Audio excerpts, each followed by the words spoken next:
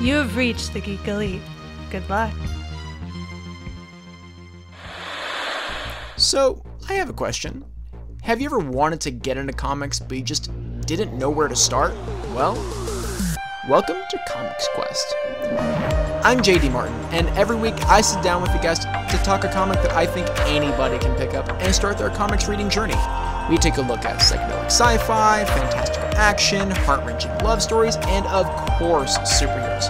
So check us out at certainpov.com or wherever you listen to your podcasts.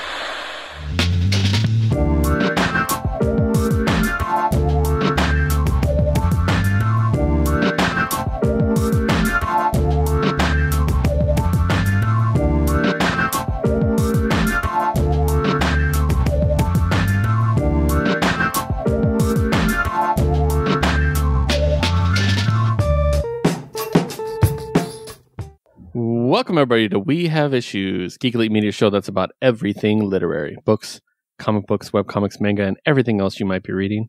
We're here to talk about them. As always, I'm your host, Keith, and I'm joined by my stalwart sidekick, who is always at my side, Josue. That's right.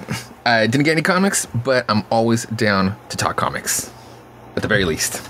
Yeah, so this is going to be a little bit of a different episode, guys. What we're going to do is I'm going to talk about the comics that I got. Me and Josue are going to kind of banter back and forth about it because he wasn't able to get his books this week. Yeah.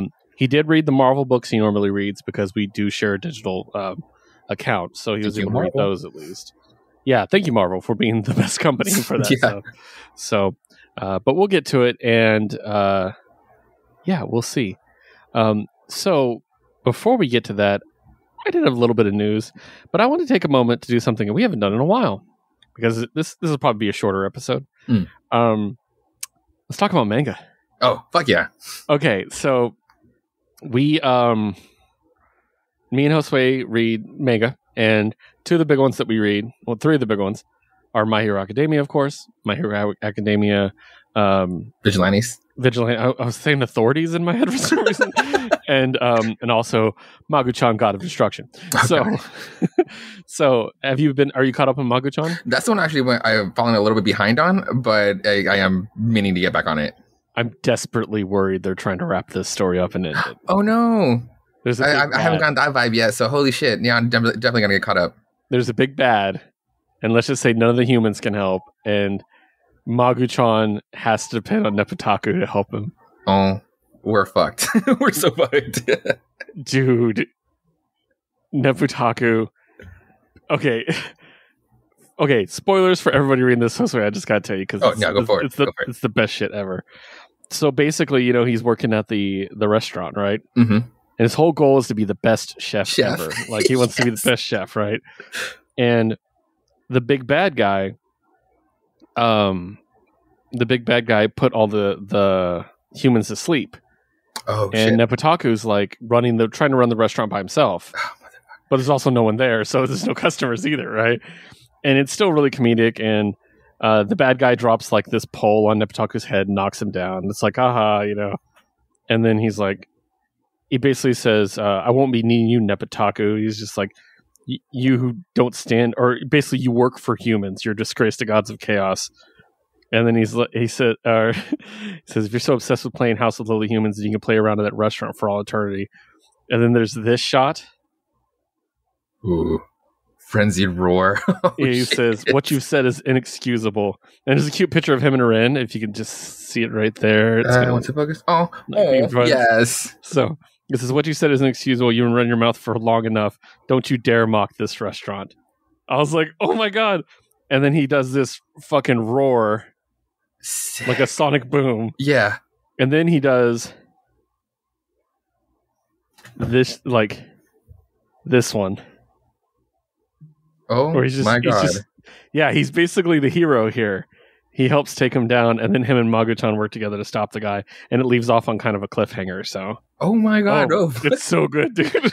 Yes, again, like for the listeners, this book started as like a jokey book. It was like most lighthearted, campy shit that it would get you to laugh out loud at bits.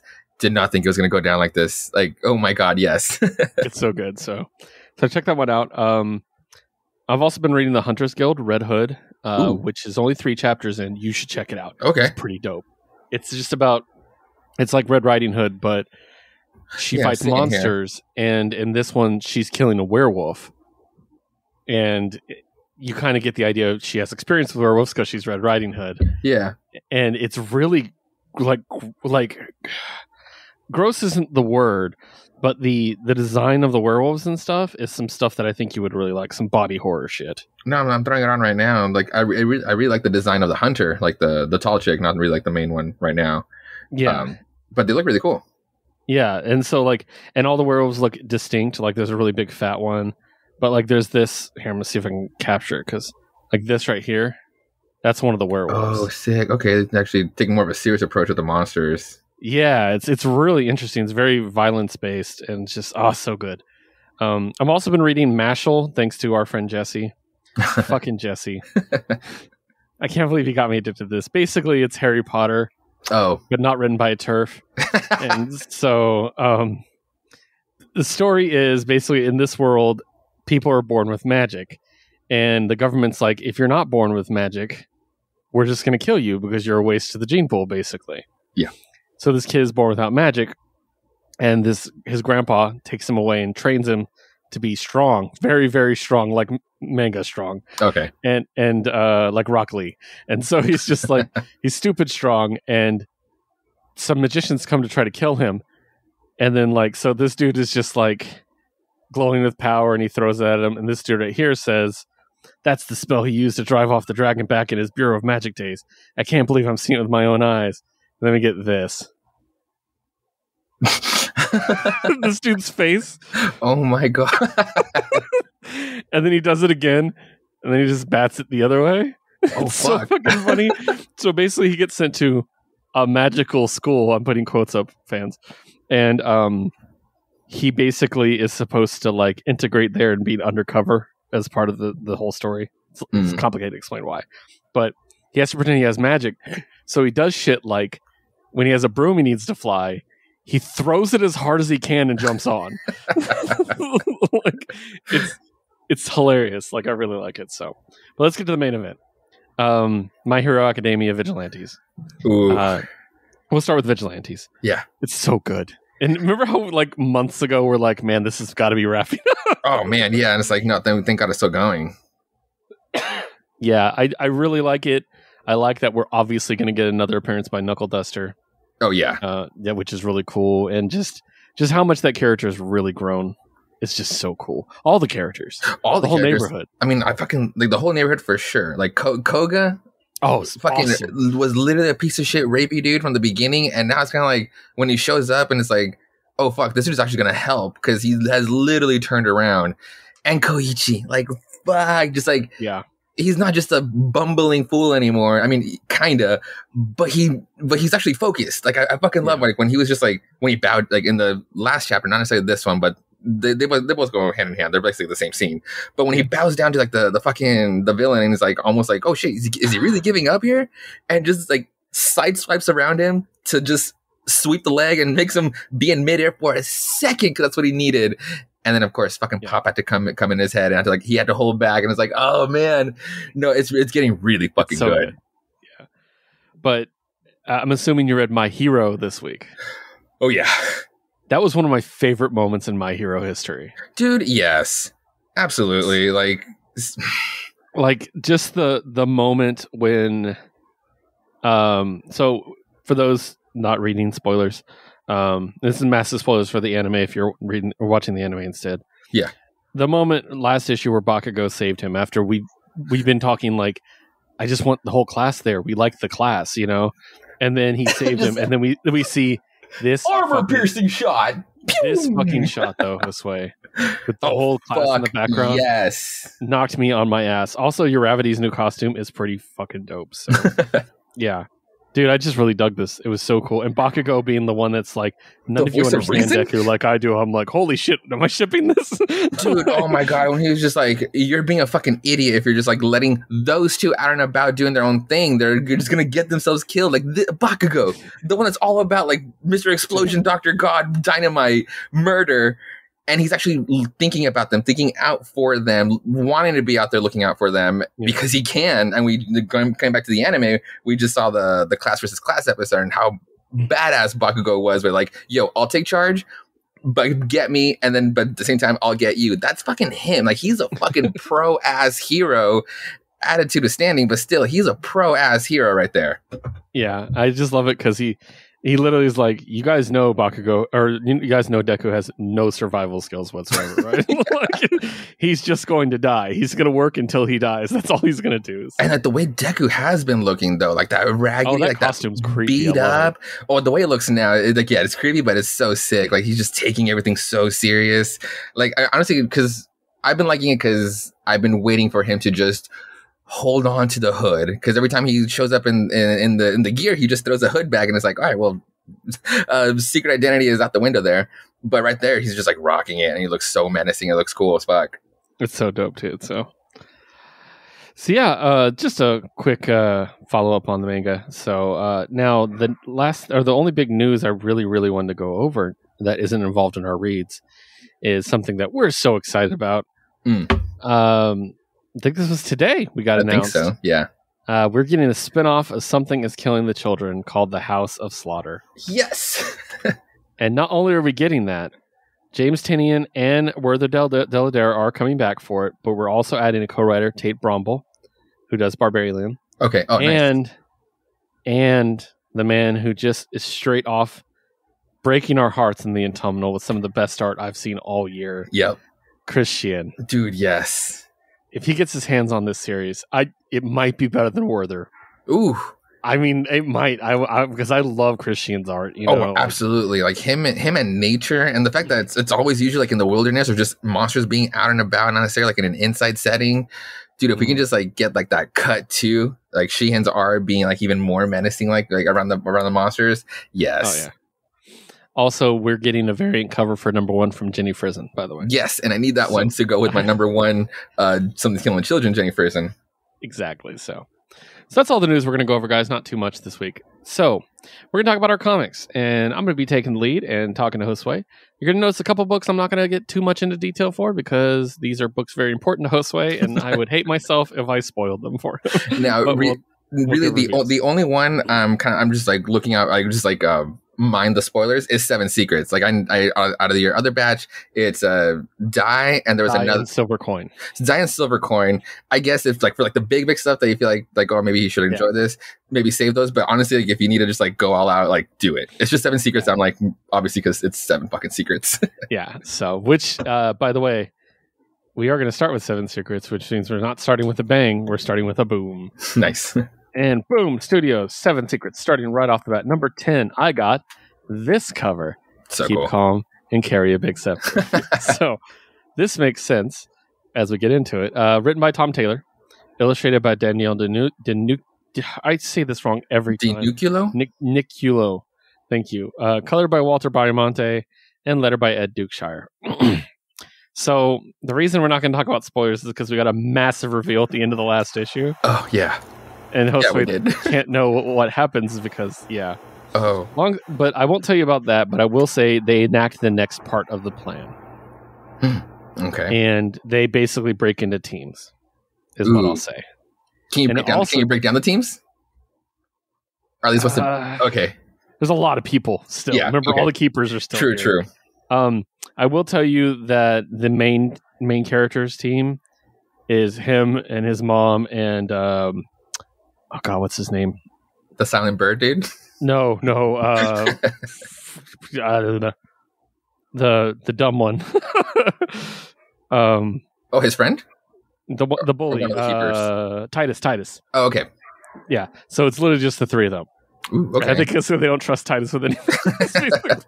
But he's great. But they all get split. Actually, here I'll just flash you this because it's not a spoiler panel. You can kind of see they're split up into 4 teams. Oh, okay, cool. I see him. Okay. Kanto and the one you really like, Laqueta. Yeah, okay. Together.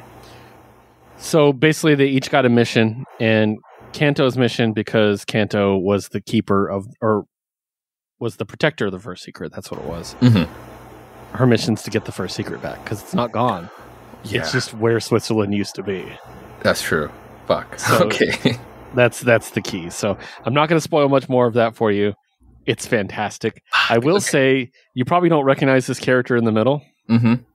She appears for the first time in this book. Oh, okay. That's the Queen of England. Oh, no shit. She becomes a character. Okay. Yeah. Excellently done. Yeah.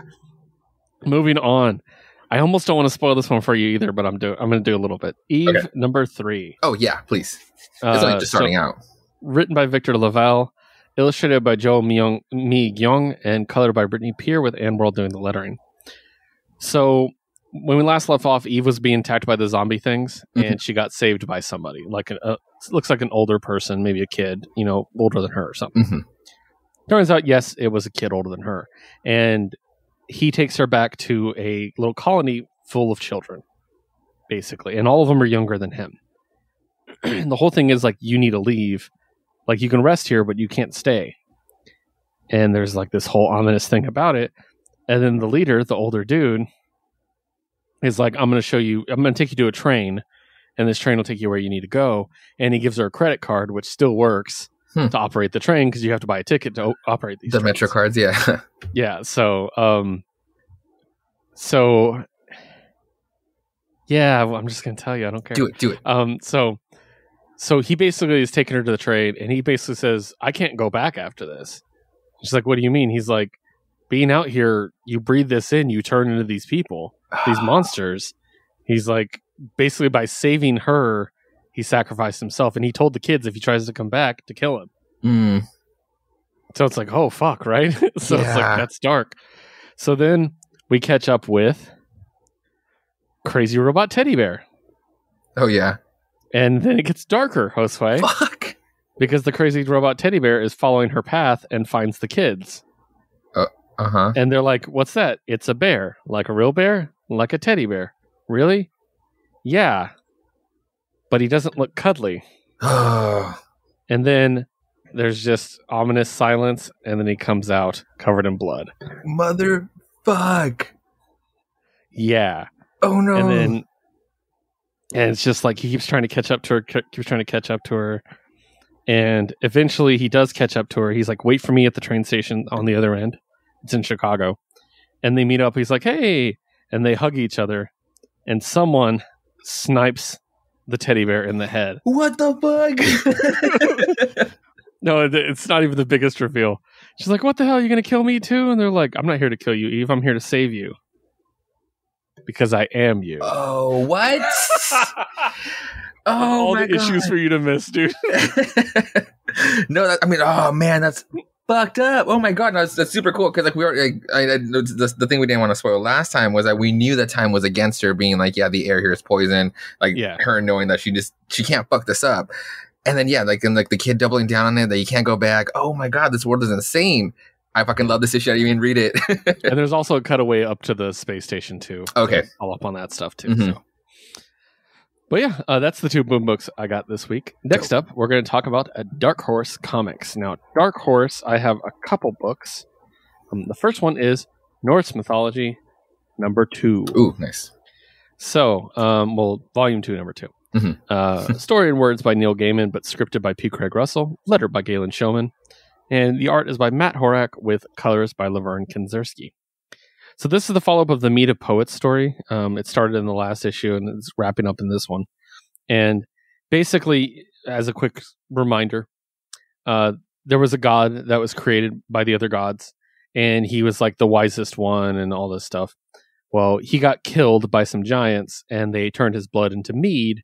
And if you drink the mead, you become a poet. Basically, you speak eloquently. It's basically the inspiration of everything, right? And so the gods kind of figure something happened, but they're not sure what. And Odin is basically going to get him, and he finds out that this giant has it. He transforms himself to look like a sexy giant man. And nice. The guard is a giant's daughter. And he's basically like, you're the most beautiful woman ever. And she's like, no, I'm not. And he's like, no, seriously, you are. And it's again, it kind of does the mythological thing where there's usually 3 steps in mythology. Everything is 3 steps. It's like, do this, no, okay, do this, no, okay. And then there's always the rule of 3, you accept in the third one. Yeah. Basically has to bang her twice. It's basically what it sums down to. And then he's like, if only I could have just a sip of that mead, the tiniest of sips, so I can tell you of how beautiful you are. And she's like, okay, maybe one sip. They go in, and then he fucking drinks the whole fucking thing. Oh, shit. And then he turns into a bird and flies away. Well, the giant, not the one he banged, but the actual father, he turns into a bird and flies after Odin. Odin flies back, gets back to Asgard, spits up all the mead into the barrels they had ready for him, and now they have the mead of poetry back, which is cool. But then it says, and that is the story of the mead of poetry and how it was given to the world, but it is not the whole story. The delicate among you should read no further. It's like, here's the last thing, and a shameful admission it is. When the All-Father in Ingo form had almost reached the vats, he blew a splattery, wet fart of foul-smelling mead right into the giant's face. It says, no one then or now wanted to drink the mead that came out of Odin's ass. And remember how this all started with Neil Gaiman as a character doing poetry? Yeah. And it's literally like him back up there, and it's literally like, that's what happens when you bomb doing poetry. I'm like, this is so good. I love this book. That's good. So yeah, really good stuff. Next one is Rangers of the Divide #3. Okay. Entirely created by Megan Huang. So she did the art, the writing, everything. I still love how this one is. It's very much like almost like Avatar-esque in the way it's colored. Oh yeah. And it's very action based. And it's this young group of soldiers basically learning to be good at their job, and their hard ass instructor who's not telling them the whole truth, basically. And it's just really cool. Like I'm really enjoying it. And there's a lot of little hints as to what might be happening in the future. I'm not going to talk too much about this one because it is the 3rd issue, so it's kind of like right in the middle of their journey. One thing I really like is this book goes right up to the last page. There's no ads. Oh, that's good. And that's happened in every comic, so it's really cool. Very image-like. I like it. Yeah. But they have 5 or 6 trainees in this, and I'm starting to actually learn who they are, which is a really good sign because you can kind of bleed together, especially if you don't kill a bunch off like some people do. So it's kind of cool to get to know everybody. And after that, we are kicking over to Black Mask. Now, this is not a new issue, but me and Josue can talk about it because he read it when it came out. Oh, yes. And that's Destiny New York #4. Written by Pat Chan, illustrated by Manuel Pretano, lettered by Jim Campbell. So this was the conclusion of the first arc. And it is a little bit different than it was in the graphic novel, I believe. Oh, really? Yeah, a little bitty things, nothing big. I'm curious, as to how or why. Yeah, I think it's just the time. So, but yeah, it kind of wraps up the first story. It kind of shows the connection between our two main characters and exactly how far they'll go for each other, even though they barely know each other. True. And Logan and Lilith, and it kind of goes into all the other characters. And as you get into Destiny New York, because I've read 1 through 3 volumes, all these characters become important and have their own stories. Yeah, it really said where we kind of left off, or at least in that issue, everybody present, at least in that issue, is are the ones that feel important from here moving on. It's definitely there's a couple more that'll be added too. Oh, that's cool. But at the very least, this felt like the actual main cast, moving forward, which was cool because I do like all the characters. This chick right here, one of Lilith's sister's goons. Okay. She becomes one of the main characters and one of my favorite characters. Oh, no shit. Oh, cool. She's hilarious. So yeah, it's just really cool, and I'm really enjoying it. Did you read the preview for the next one? I think so. I mean, I do kind of tend to skim over, peek over into the letters. I just loved this scene because basically Logan's parents are coming to visit. Oh, yes. And she just the fucking ripping a bong fresh out the shower. Yes. I was like, that's pretty hot, actually. So yeah, I love this book. It's one of my favorites. So I'm really excited that it's being printed in issues. Also, the Kickstarter ended today for Volume 5. which I did kickstart. Nice. And I actually kickstarted volumes 1 through 5 because it was basically the same price to do that versus get 4 and 5. Oh, and I see. I was like, screw it, I'll just get them all. And then I have a spare 1 through 3, which I'm giving to our friend Alex. Nice. Because I think she will fucking love this series. Oh, dope. Yeah. So I just got to reach out to her. So yeah, I love it. I know it didn't come out this week, but I had to give it a quick shout out. So same thing with By the Horns 3 from Scout. I haven't had a chance to read it yet, but I was able to get a copy from their website, which was great. Nice. So moving on, IDW. We don't get a lot of IDW books, but when we do, it's usually Kanto. Fuck yes. So Kanto 3, Lionhearted, number 1. Stories by David Boer, arts by Drew Zucker, colors by Vittorio Astone, and letter by Ann World. So the good news is there's not a bunch of big revelations in this one. So you didn't miss out on a lot. Okay. Obviously you'll want to read it later, but you don't have to dodge the Kanto tag on Twitter or anything. Oh, okay. Yeah. It's kind of setting up what's going on. And we get appearances by the Hermit and the Fury, and the Fury is basically hunting the Hermit. And the elf chick comes back. Oh, cool. And Kanto and his army are like planning what they're going to do. And Kanto comes up with the idea: we need to actually ally ourselves with the slavers. What? Oh, He's like they're just as big of victims as we are, basically. Yeah. It's just their imprisonment was to imprison us, basically. I guess you're right. Yeah. Holy shit. And he also finds out that the Hooded Man is going to the slavers. So he's obviously worried that the slavers are going to go. Just might. Okay. Meanwhile, these more. Oh, by the way, the Manchurian Witch and the Giants are not there yet, for the record. Oh, okay. So Falco and Ricta have an idea. Why don't we just go attack the Hooded Man's city? And he's like, because it's fortified as hell. And they're like, no, we found this map. There's sewer system. We can break in quietly.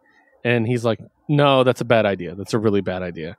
They're like, fine. And he's like, I'm going to talk to the slavers. So he leaves and they're like, so we're going to the sewers, right? And they're like, yeah. So they're going to go without him. So damn it. Be careful, please. I know, that's what I'm like. So, but it's absolutely, it might be visually my favorite book of Kanto so far. Oh, that's cool. Like, look at this gigantic 2-page. Oh, wow. Like Drew, like Jesus Christ. Yeah. Like it's just this dragon fight. So you got the Fury chasing the elf on Dragonback with that's the hermit she was trying to save. Oh, okay. So, but yeah, it's just really, really gorgeous, and God, it does feel like you're reading a storybook, art wise, like so cool. Like I love it, man. That's really cool because I've definitely missed. I mean, we love Kanto, but I definitely was missing Drew Zucker. Nothing wrong with Sebastian Pérez. Like honestly, that's why I love following him on Twitter. He does amazing artwork and has done amazing covers like for real issues. But damn it, I was missing Zucker stuff, and I need that. Kanto's Drew's. Yeah, like exactly. It's just that's what it's supposed to look like. So, yeah, I gotcha. Really, really. I love it, and I'm very excited to see where the story goes. Is this going to be the last volume? Right, as a trilogy? I think so. Maybe. I don't know, man. We'll see. So we'll have to hit them up. I mean, with it being picked up for an animated, like I'm pretty sure now I can like go for more. Stretch it out, guys. It's fine. Sell out. We don't care. We love you guys. Which takes us to our next publisher, and a publisher that we have never talked about on the show before. Ooh. And that is Valiant Comics. Oh, yes, that's right. I actually used to be pretty into Valiant. We've talked about this in the past. Yeah. Bloodshot was fine. There were a lot of characters that I was like, that's fine. But my character was always Ninjak. Dope. I love Ninjak. So this is written and drawn by Jeff Parker and Javier Pulido. Dave Sharp does the letters with Javier Pulido as well. Now, you think Valiant, you think Action Comics, you see a cover like this. Yeah. You have an expectation of what this book is going to look like. It's going to blow your mind if you see this. Oh, nice. This looks like a Hellboy book. Ooh, okay. Like, look at this art. Oh, wow. Yeah, it was not what I was expecting. That is really cool. Yeah. And, like, you can see, like, this shit. Like, it's very cartoony, but I love it. It's very indie comics.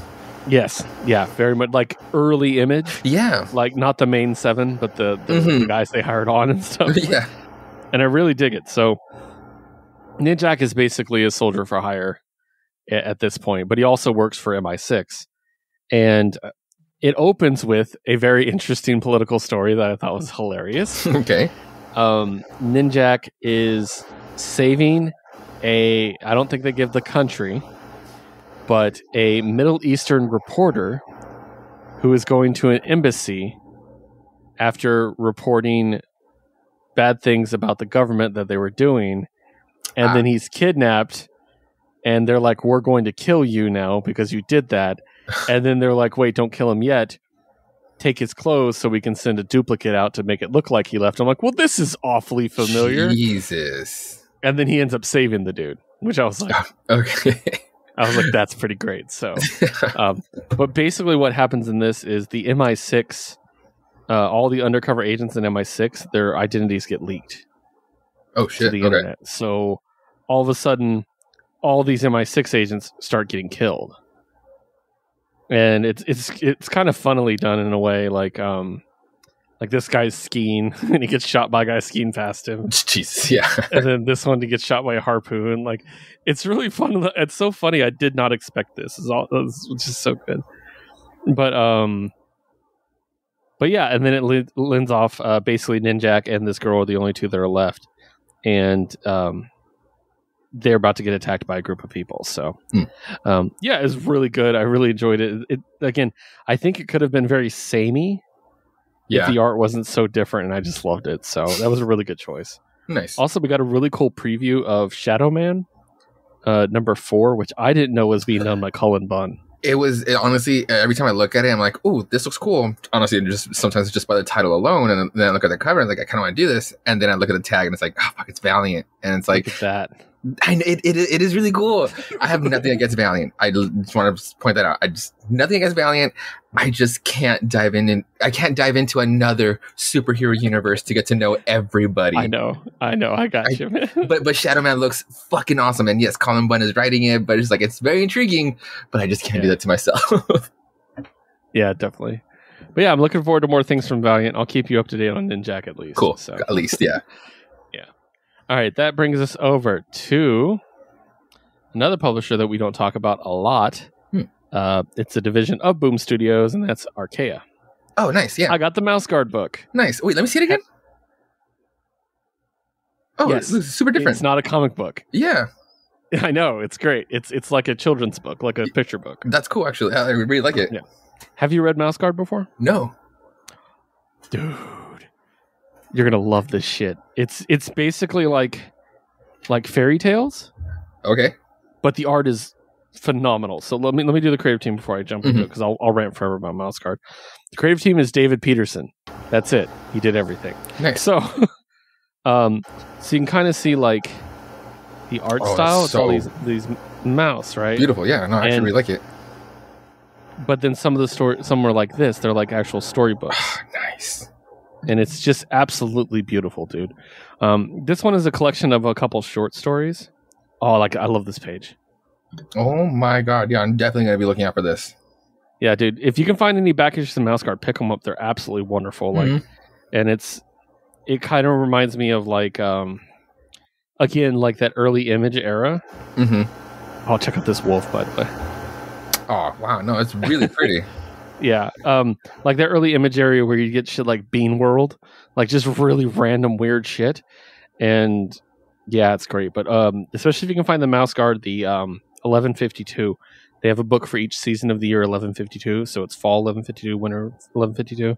Okay. And you can see the cover of one of those right there. Oh, nice. Okay. It's just so sick. Oh, I kind of love it. But this is really cool. I would say it's safe for pretty much all ages. There's a bit of violence in it, but I think it would be okay. From Archaea, it's where I get my storyteller books, and they tend to be pretty safe, but at the same time, they do tend to approach certain topics that would be cautionary for kids. Yeah, it's definitely read it and then pass it along, or at least read it with the child, because they are with it, not just give it to your kid. Right? Yeah.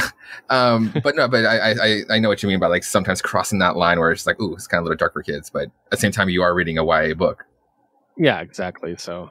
But it's really good, and like there's a lot of mouse guard to find out there, and I'm just glad it's back because it's nice.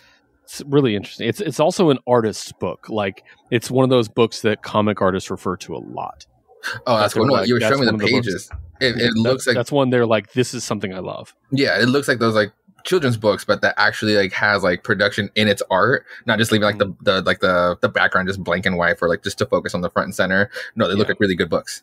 And the crazy lettering with all the like fairy tale stories and stuff. Yeah. Like, so really, really good. So that brings us over to Image comic books. I have a stack, Josue, of 6 books or 5 books here. Oh, damn. We're going to start with the ones I can't talk too much about. Okay. Which is The Silver Coin #4. Oh, man. I was really excited this is the one written by Jeff Lemire. Yes. And drawn by Michael Walsh with colors by Michael Walsh, Tony Marie Griffin. So this is set in the future, 2467. Yeah, hella into the future compared to the other 3. And it's sci-fi, but it's also got some horror elements. So there are little things I'll tell you, like everybody's bank account is basically uses their optical nerve to like read their bank account and do all their personal stuff. That's their ID now. Okay. Interesting. So this guy gets jumped by these scavengers, and this chick pulls open her eye and and basically hacks his eye with some worms. No! Oh my god. It's so crazy. And there's a moment where they're like, oh god, we're about to get attacked. And this shot, oh my god. Wow. So basically they're getting attacked by a police drone because we're at that point now. Mm-hmm. And they get attacked, and basically she falls into what I assume was a city from our time that's underground. Mm-hmm. They built on top of it. She's like, oh, I thought this was all gone. You can assume the coin comes into play. Yeah. You want me to just talk about this book? Dude, just do it. Just do it, please. Okay. I just need to know. I need my good horror. So the cop kills her 2 friends that's with her. Okay.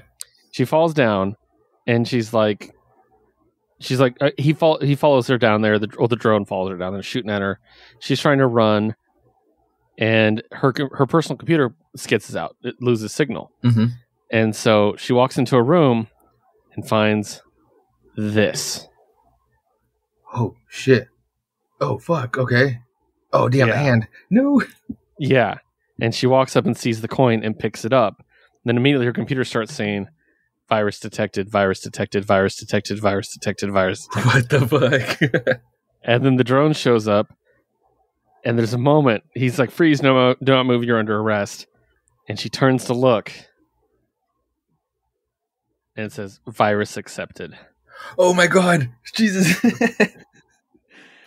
And then it doesn't end well for the cop as well. Oh, yeah, I can imagine. So it leads to an interesting thing.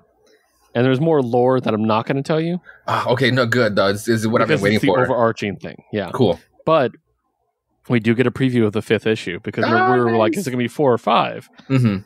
The 5th one is going to be written and drawn by Michael Walsh. Oh, no, what a great finale. Yes. That's good. I mean, we know it's moving on to an ongoing series, but at least for the first volume, that's good. Oh, my boy, Michael. And this one is further back in time than any of them. Oh, so this might be the origin of the coin. Oh, my God, yes. It says, next time in a small New England village, a woman has been accused of witchcraft. Oh, motherfucker. Yes.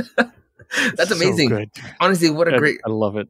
And honestly, this is like Michael Walsh's baby. He's literally just inviting his friends over to tell a tale around this. And I love him for it. I love his dark little mind, his giant dark mind. This is so cool. He's like moving on through the times and then just jumping backwards. Oh, fuck. Genius. Yeah. It's so good. Like, and that one was really good. It's probably my favorite so far, actually. Oh, that's cool. And I love it when something really clicks with you because you're not the horror guy. Yeah. The sci-fi helped. And the sci-fi, yeah. And I also really liked the hero. Like, I liked the one with the house invasion and the fire. Mm-hmm. But I didn't feel like I really got to know the hero. True, yeah. I feel like I more got to know this one. And That's she's cool. very similar because she's also a girl with 2 guy partners who both die. True. So it was kind of similar, but I like this one a lot. So yeah, and something I just like that doesn't really get explored a lot in horror and sci-fi is like that bio like synthetic like horrorness. I yeah. love that shit, and it rarely gets touched upon in sci-fi or horror. Yeah, bioorganic. Thank you. And the fact that this book was almost just about that, like, I can't wait to get my hands on it. Yeah, it's so good. Which takes us to our next book, Die 18. Okay, and you're the lit guy, so if you have to, just go for it, dude. Written by Kieran Gillen, drawn by Stephanie Hans, letter by Clayton Cowles. Okay. If this was issue 19, I get it. Save it for me. But we're only issue 18. Yeah, there's not too much to worry about. Oh, that's right. I just realized where we left off. The fucking door. Okay, shit. Yeah, go for it, dude. The door of Moria, basically. Yeah. Basically, this entire issue takes place in Moria, in the mines of Moria. And awesome. We find out some background, for instance, when they got back. We actually flash back to 93, when they got back from Die, which we haven't done in a long time. Yeah. We find out that Chuck and Angela dated after they got back. Yeah. Okay. And so they started dating they're actually dating while in Die. Mm-hmm. And then they came back and they were dating, but Chuck is an idiot, so he cheated on her, of course. Of course. So that kind of led to some of the tension in the group and stuff like that. So there's also a moment where they reveal when they got out of Die the first time what happened. So the events of them going out. Oh shit. Yeah, they're all standing in a circle, and all they have to do is hold hands, and each of them say the game is over. Okay. And so one by one, they're saying the game is over, and it comes to Soul. No, Soul was next. Oh, it comes to Ash. Yeah, and Ash hesitates because part of her doesn't want to leave Die. Yeah, and as she pauses, quote, "I'm not even sure it was a second." The Grandmaster puts his hand on Soul's shoulder and pulls him away from the group. Oh, and they're all teleported away. That's how Soul was left. Oh shit. Yeah, and so Ash has this guilt because she's like, if I didn't hesitate, we would all been home. Ah, fuck. Yeah. And then they find this room in Moria, the room that everybody knows. Oh my god, yes. And there's stay away from the fucking well, Chuck. I just love that. And then and we get a lot of Soul backstory. Basically what happened to him after they left Die. Fuck. Oh my god. And cool. how he became the first Fallen and all this stuff. And then this was really cheesy, but I absolutely loved it. The Grandmaster took their helmet off and they said, "I am Die," and it's a D20 as a head. Which I absolutely loved. But it's basically I am all choices taken. I am the rules that must be. I am all victories and all regrets. Oh my god. It was kind of dope. That's a great line, yeah. Yeah, and then he basically made Saul into who Saul is now. And there's a really cool last page reveal that I'm going to leave to you. Okay. So I really enjoyed this. This was so good. That's awesome, dude. Yes. I'm so upset there's only 2 issues left. Yeah, fuck. What's Kieran Gillen going to pull off next? Damn. Yeah. We'll see. Maybe he'll actually make it into a full-on campaign setting for tabletop. That'd be cool. Oh, that'd be cool. Sit down and actually do a book, Mm-hmm. So, and all illustrated by Stephanie Hans. That'd be amazing. Yes. So, but yeah, that brings us to our other Image books. Long-awaited return for Image Top Cow is A Man Among Ye. Yes. Tell me about it. This book is so great. With big fan favorite of ours. Mm-hmm. Written by Stephanie Phillips. The art's different. Okay. Art's by Joshua George now. Colors by John Calise and letters by Troy Pateri. How does this book open up, you might ask? Anne's in bed with 2 women. Excellent. Yes. Just great. They're whores, by the way. They make that very clear. She's a pirate. So basically, after getting away from the pirate hunter, they go to a pirate bay, and they're kind of trying to lay low there and stuff. And Mary and oh god, what's her name? Iris, yeah, Mary and Iris. So the noble lady and her bodyguard. Okay, they kind of go off and do their own thing, and then the others are off doing their own thing. And basically, Anne wants to buy a new sword, and she finds this badass gold-hilted sword, and she's testing it out. Oh, yeah. It's kind of like the regrouping mission, basically. Mm-hmm. Long story short, they get found. They start fighting. There's a really cool fight scene, as this book does such a great job of doing some swashbuckling. And they're all running away, basically. And there's some really cool shots of all of them together. Also, I can't remember if her hair was that short before. Yeah, you're right. I think she might have did cut it. Yeah, so. But yeah, they're just really cool scenes of them all together. And then the last thing, they're all like facing down some muskets, and that's where it breaks away. So it's really just resetting the story so we know what's going on.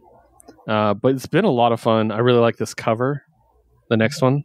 Ooh, so cool. Yeah. This is this week's cover, and I really enjoyed it. Yeah. So.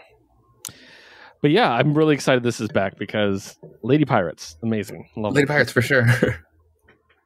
And yeah, Stephanie Phillips continues to be just incredible. And yeah, I could talk forever about that book. It's just so much fun. So definitely on my list of things to make Liz read. So nice. Next up, Helm Grey Castle. Oh, cool. Number 3. Check out this cover. Oh, wow. Yeah, it's like done in a very fantasy-like, but yeah, I actually really like it. Yeah. So, creative team. Story by Henry Baraja. Colors by Brian Valenza. Pencil by Ramat Handoko. Lettering by Gabriella Downey. So, when we last left off, a lot was going on. And that's one thing about this book is it's very busy. There's a lot going on, and there's a lot of characters. But this one, I think, was the smoothest one for me. I think I had the best idea of what's going on.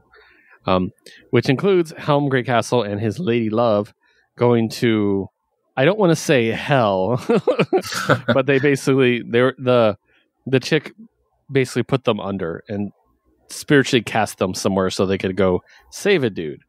And the dude is crucified in the middle of a lava pit.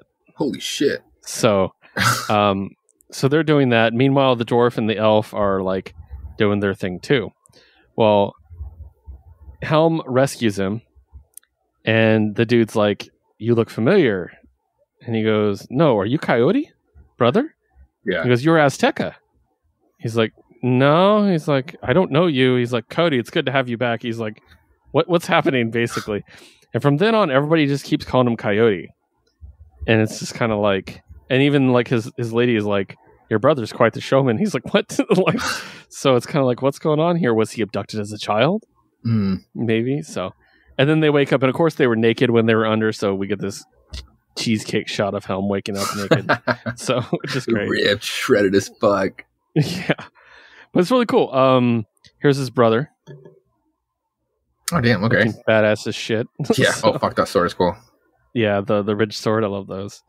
And basically, we find out, I think we found out a bit of this beforehand, but basically, their leader is not their leader. He's been taken over by Cortez. The Spanish conqueror Cortez. Yeah. So that makes, and he wants to rule this land like he was supposed to all along. Right. Oh, man. Okay. That makes sense. On like, they were almost like the Aztecs, or like the whole tribe was just coming up like very antagonistic, almost like for no reason. It's like, I get it, but it's like, give me more of this. Okay, that makes a lot more sense now. He starts like, people realize he's not remembering things from his childhood and stuff. And stuff. So, also remember the orc, the one from the very first issue that got injured? Yeah, the dwarf, like love interest. Yeah, so it's behind with the child. They cut back to them, and they're actually attacked by the undead and captured, so they're going to be drawn into the battle as well. So. Ooh, okay. And then, of course, it comes with the customary adventure at the end to play a tabletop game with. Nice. So that's pretty cool. And it also has a preview of a man among you at the back.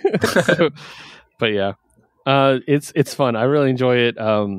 Having kind of, a swashbuckly fantasy tabletop thing, but as Tekken is really dope. Nice, yeah. And it has been, yeah. I really dig it. So, last image book. I didn't think I realized how goofy this book was going to be when I got it, and I'm actually kind of happy it is because it would be really weird if it wasn't. That's the 6 Sidekicks of Trigger Keaton. Okay, cool. Yeah. Okay, so as we know, Trigger Keaton is the most unlikable action hero in the history of Hollywood, and he has 6 sidekicks, all of whom he is estranged in some way. And now he is dead. And his most recent sidekick, who is like his buddy cop sidekick, who just met the guy, so doesn't know how horrible he is like, we need to solve this murder. And everybody else is like, fuck him. And so it cuts to one of his shows, which sidekick number 3, Tad, he was the voice of Buster's car in a Knight Rider ripoff. His kid, yeah. Yeah, so I think his name was Skippy. Yeah, it's Skippy. And so he's just like it shows a scene of the show where he's just like, you know, like, what will happen when they catch us? What will happen to you and me? A car with a child's brain and an ex-cop falsely accused of murdering the Secretary of State. And he's like, let's not worry about that now, Skippy. Let's just make sure we get this heart to the hospital so little Donnie Smith can get a second chance at life. Oh my God. It's just really cheesy and stuff. And then immediately cuts to him being a piece of shit. Oh, like, okay. Offset. He's just like, so here we are, both half high on whippets. I got a rag full of ether. It's just like, what the fuck, man? And his sidekick is a kid at this point, and he's like, hey, there's a kid here. He's like, why are you here? and then he just open hand slaps the kid. Oh, Jesus. And this dude is cruel. I'm like, I'm pretty good at making a really biting comment to somebody if I need to. Uh-huh. This dude is fucking cruel. Like, he said, like, the kid's sitting on the car. He's like, the sludge in this car's exhaust pipe is worth more than anything you'll ever do, you stupid little moron. I'm like, what fuck? The fuck? And then when he slaps the kid and the kid's all sad, he's like, I recognize that look. That's the look of someone who just realized they aren't the valiant hero of their story, but a gutless coward. That's the look of someone who just found out they're going to spend their entire life running scared from a fight. Well, you best get running, boy. I'm like, fuck. God damn. It's just like really great writing to be that fucking evil, you know? Yeah. So, cuts to, they go to the will reading. And another example of how evil this dude is. He basically, his very first sidekick, right? Paul Hernandez, is one of the people invited to the will reading. And the very first thing they say is, Mr. Keaton bequeaths his collection of exotic martial arts weapons, including a box full of throwing stars and something called a meteor hammer, to the patients of the local children's hospital. And the lawyer reading is like, obviously that's not going to happen. Oh my God. Well, because it's throwing stars. You're not taking that to a children's hospital. And then next, Mr. Keaton left this for Paul Hernandez should he, quote, have the gall to outlive me. And he's like, I did gall indeed. And the guy's like, is it a treasure map? Oh my fucking God. It's just a note that says, fuck you. He doesn't get the gall. Immediately I started writing my own will. I'm like, oh my God. Yes, I am stealing this. And then the guy who voiced Skippy, the car, is actually given the car. Oh, cool. It's a 1973 AMC AMX3 prototype muscle car. Oh, okay. Quote, a stupid car from a stupid show. And they're like, holy shit, like, he gave you a really good gift. Like, what the hell's this? And then the quote with it is, may you forever be reminded that you'll never be anything but a replaceable part of this thing that's better than you in every way. Let it serve as a reminder of your own inconsequence. Enjoy driving this impeccable monument to your life's failure. Fucker. Oh my God. Oh God, it's so good. And the guy's like, I do need a car though.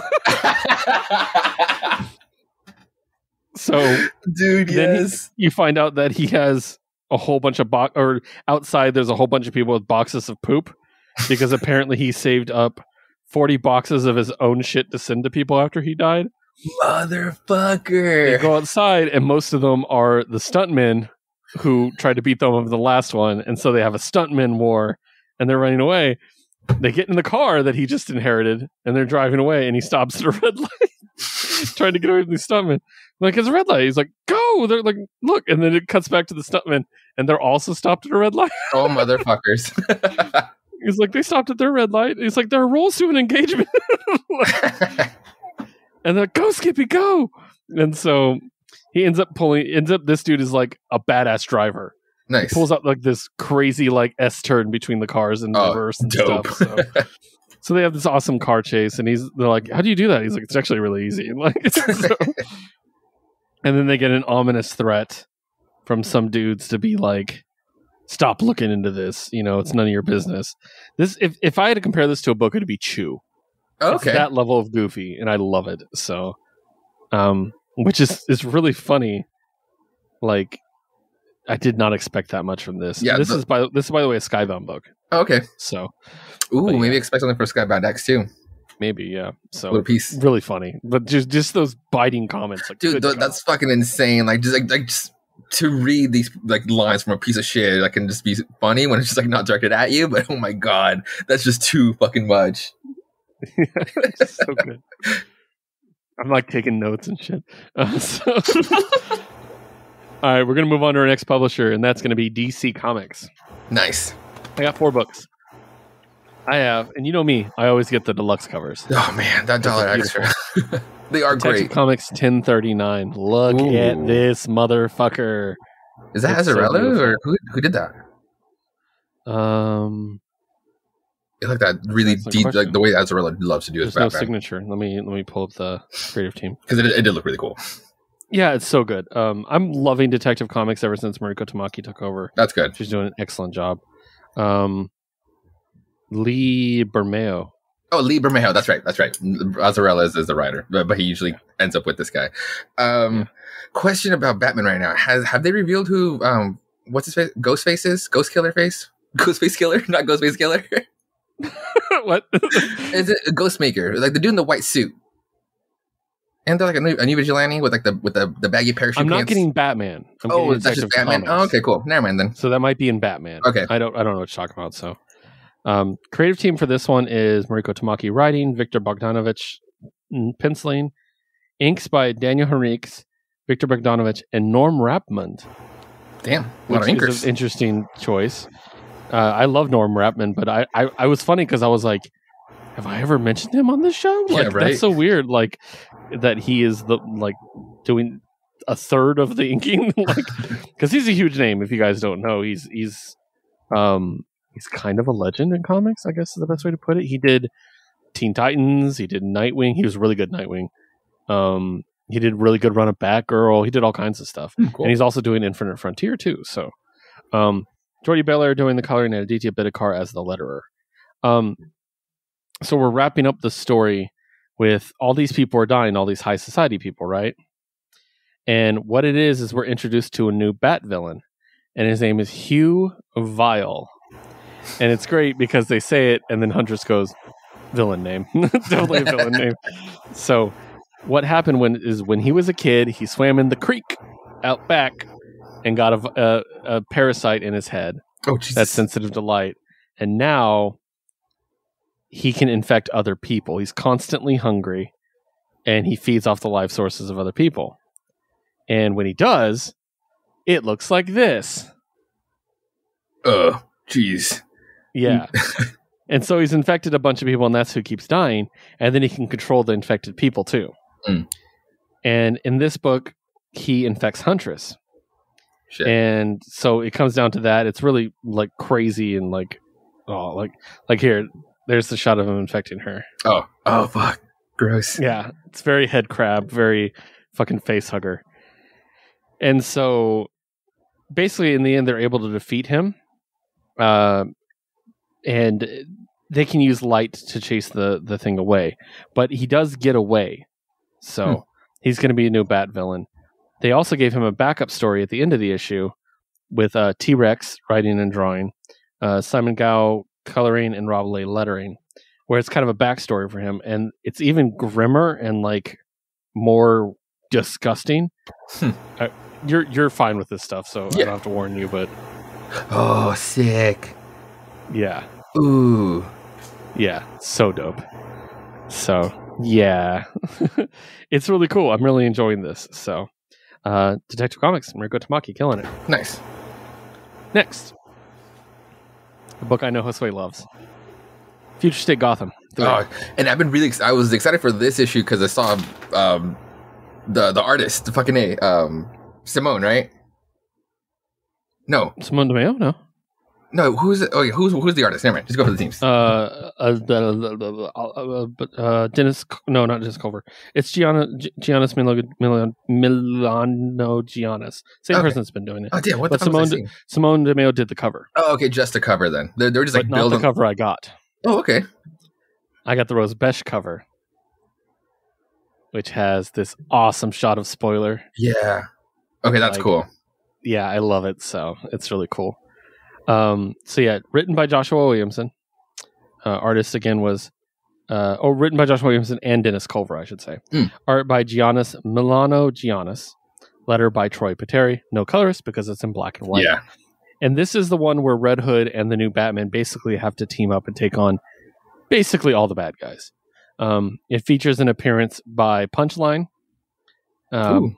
which I still don't understand why the Joker has to have a girlfriend, but whatever. Yeah. And then they get into Batman and Red Hood get into a fight with Warmonger, which is a little known villain in the DC universe. It's kind of like a Viking, basically. He's all about the glory of battle.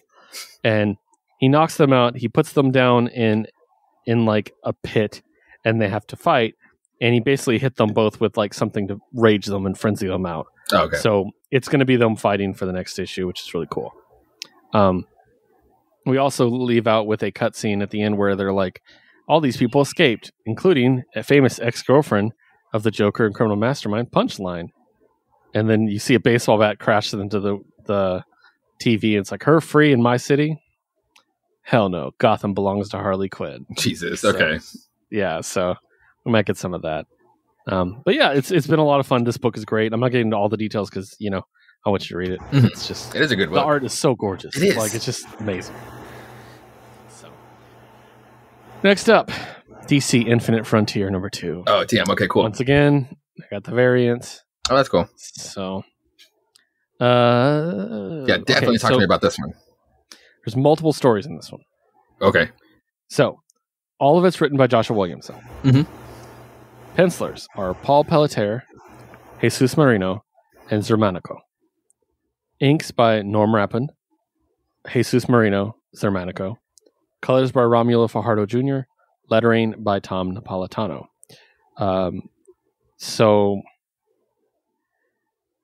in this one, it's kind of interesting. So, we're kind of building around Checkmate, and so this is about Director Bones sends one of his, basically his Maria Hill, if you will, to speak with Superman and Batman, and basically figure out what's going on there. And it's like, hey, there's a multiverse, and she's like, remember when? They're like, oh, don't worry about it, everything's fine. And she's like, hey, remember when a version of Batman from another universe came over and almost destroyed the planet? Like, what happens when a version of you comes over? And I'm like, that is an excellent question. Yeah.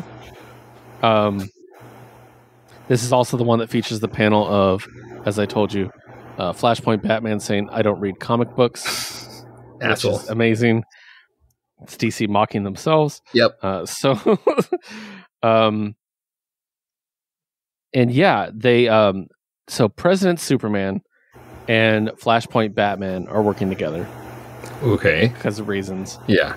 And they end up on an Earth 22. Now, this is one of the few Earths I actually know the number of and the reason behind it. Because it's Kingdom Come Earth. Oh, okay. No, okay, cool. I was like, this is even familiar to me, too. So, cool. Yeah, so it's Magog. But Magog seems to be a bad guy for some reason, even though he kind of redeemed himself at the end of Kingdom Come. So, they're kind of like, what's up with that? We also get word that Jade is missing. So Obsidian and Alan Scott are looking for her.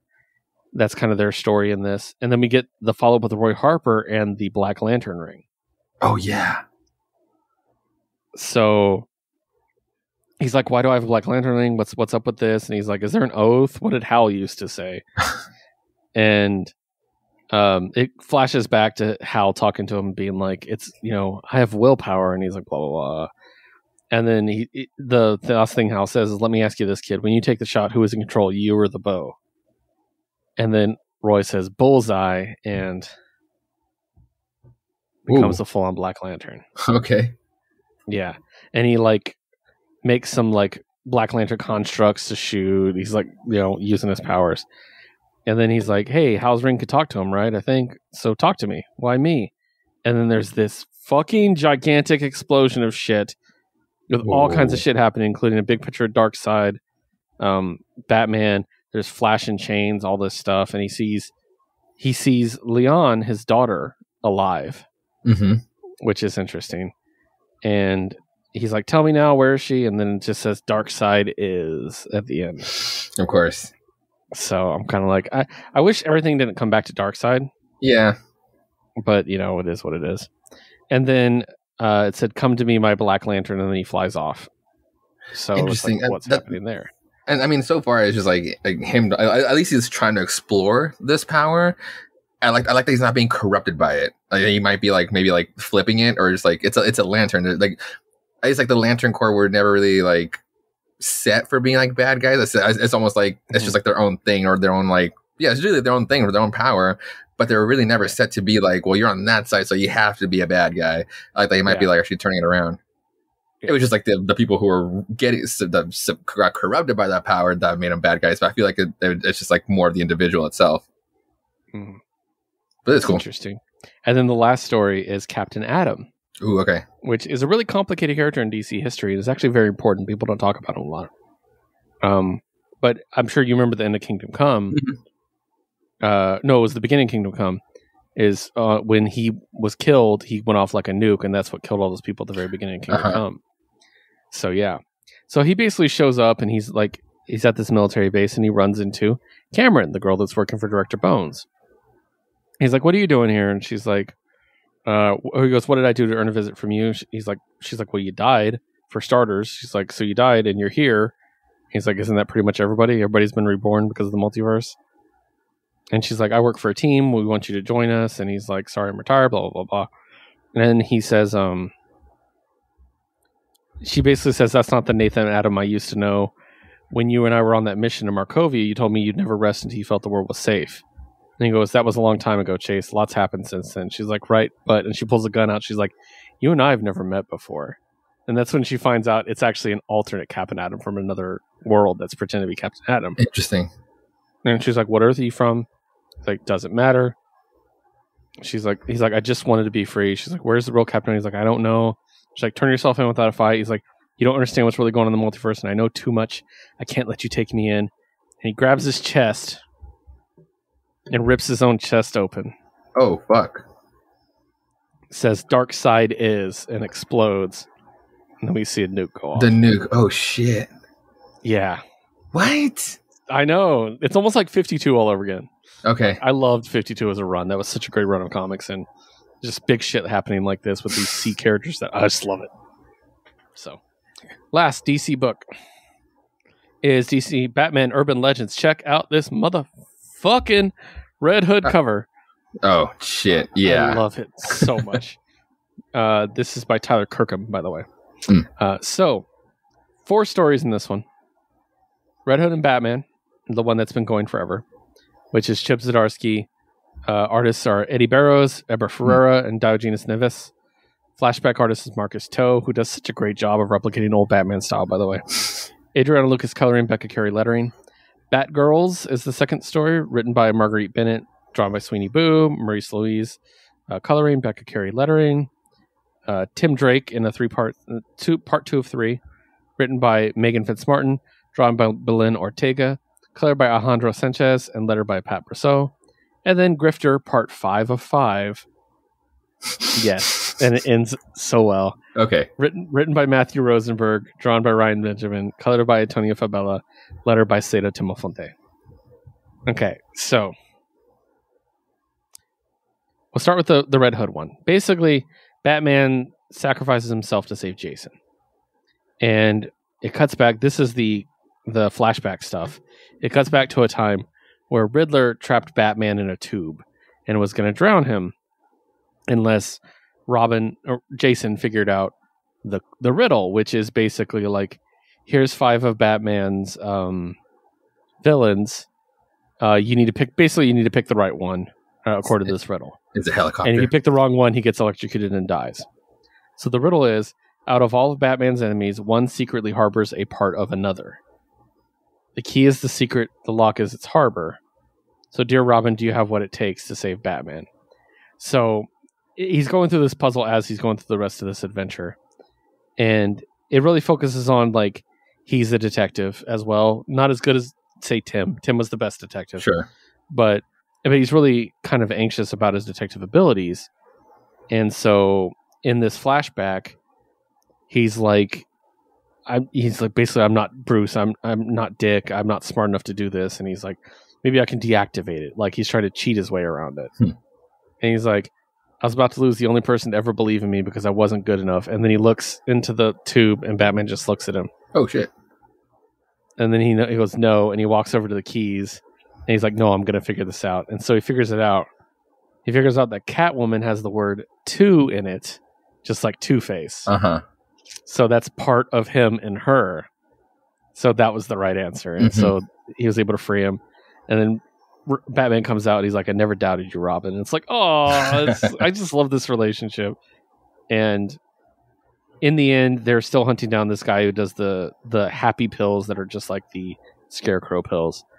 But he captured Batman, and the big moment here, he put a gas mask on Batman with a refined version of the gas that gives him the happiness, the satisfaction of a job well done from being finished with his war on crime. And it says, are you ready to ascend to the next level to a world without Batman? And so we're going to get basically Batman living like, what if he finished his job? Like, what's that going to be in the next issue? So it's really cool. Nice. The next one's a one-shot with the Batgirls, Stephanie and Cassandra, and they basically play video games. And it's really cool, and we meet a new cool character, and I'm curious to see who she is. They don't give her a name. So, and then we get a Tim story, Tim 2 of 3, which I know Tim is not canonically gay, but Tim is gay in my head. 100% gay. Okay. There was actually a moment back before the New 52 where Tim and Superboy were in each other's books all the time, and everybody's like, they're gay. They're totally gay. They're totally. and at one point, I can't remember, Superboy says something like he's doubting himself, and Tim says, you'll always be my Superboy, and Liz was like, gay. Hell, it's like, this is so gay, and I'm like, I love it, but they refuse to accept it. Well, it gets weirder in this one because basically Tim's friend is kidnapped, and you find out it's actually by a group that is about using pain to enhance your life. And I'm like, okay. I was like, pardon me. And then Connor calls him while he's doing this. He's like, hey, what's going on, Tim? Who's Bernard? And he's like, he's a friend. He's in trouble. He's like, can I help? What do you need? He's like, I don't know, Connor. And it's just kind of like, all right, Superboy. Like, like it's just like, stop checking up on your boyfriend. Like, it's just great. I love it. So, but it's really cool. And then Tim is basically being initiated into this pleasure or pain cult is the way to put it. So, okay. And the Grifter one. Okay, Grifter. This is the big one. So, Lucius Fox.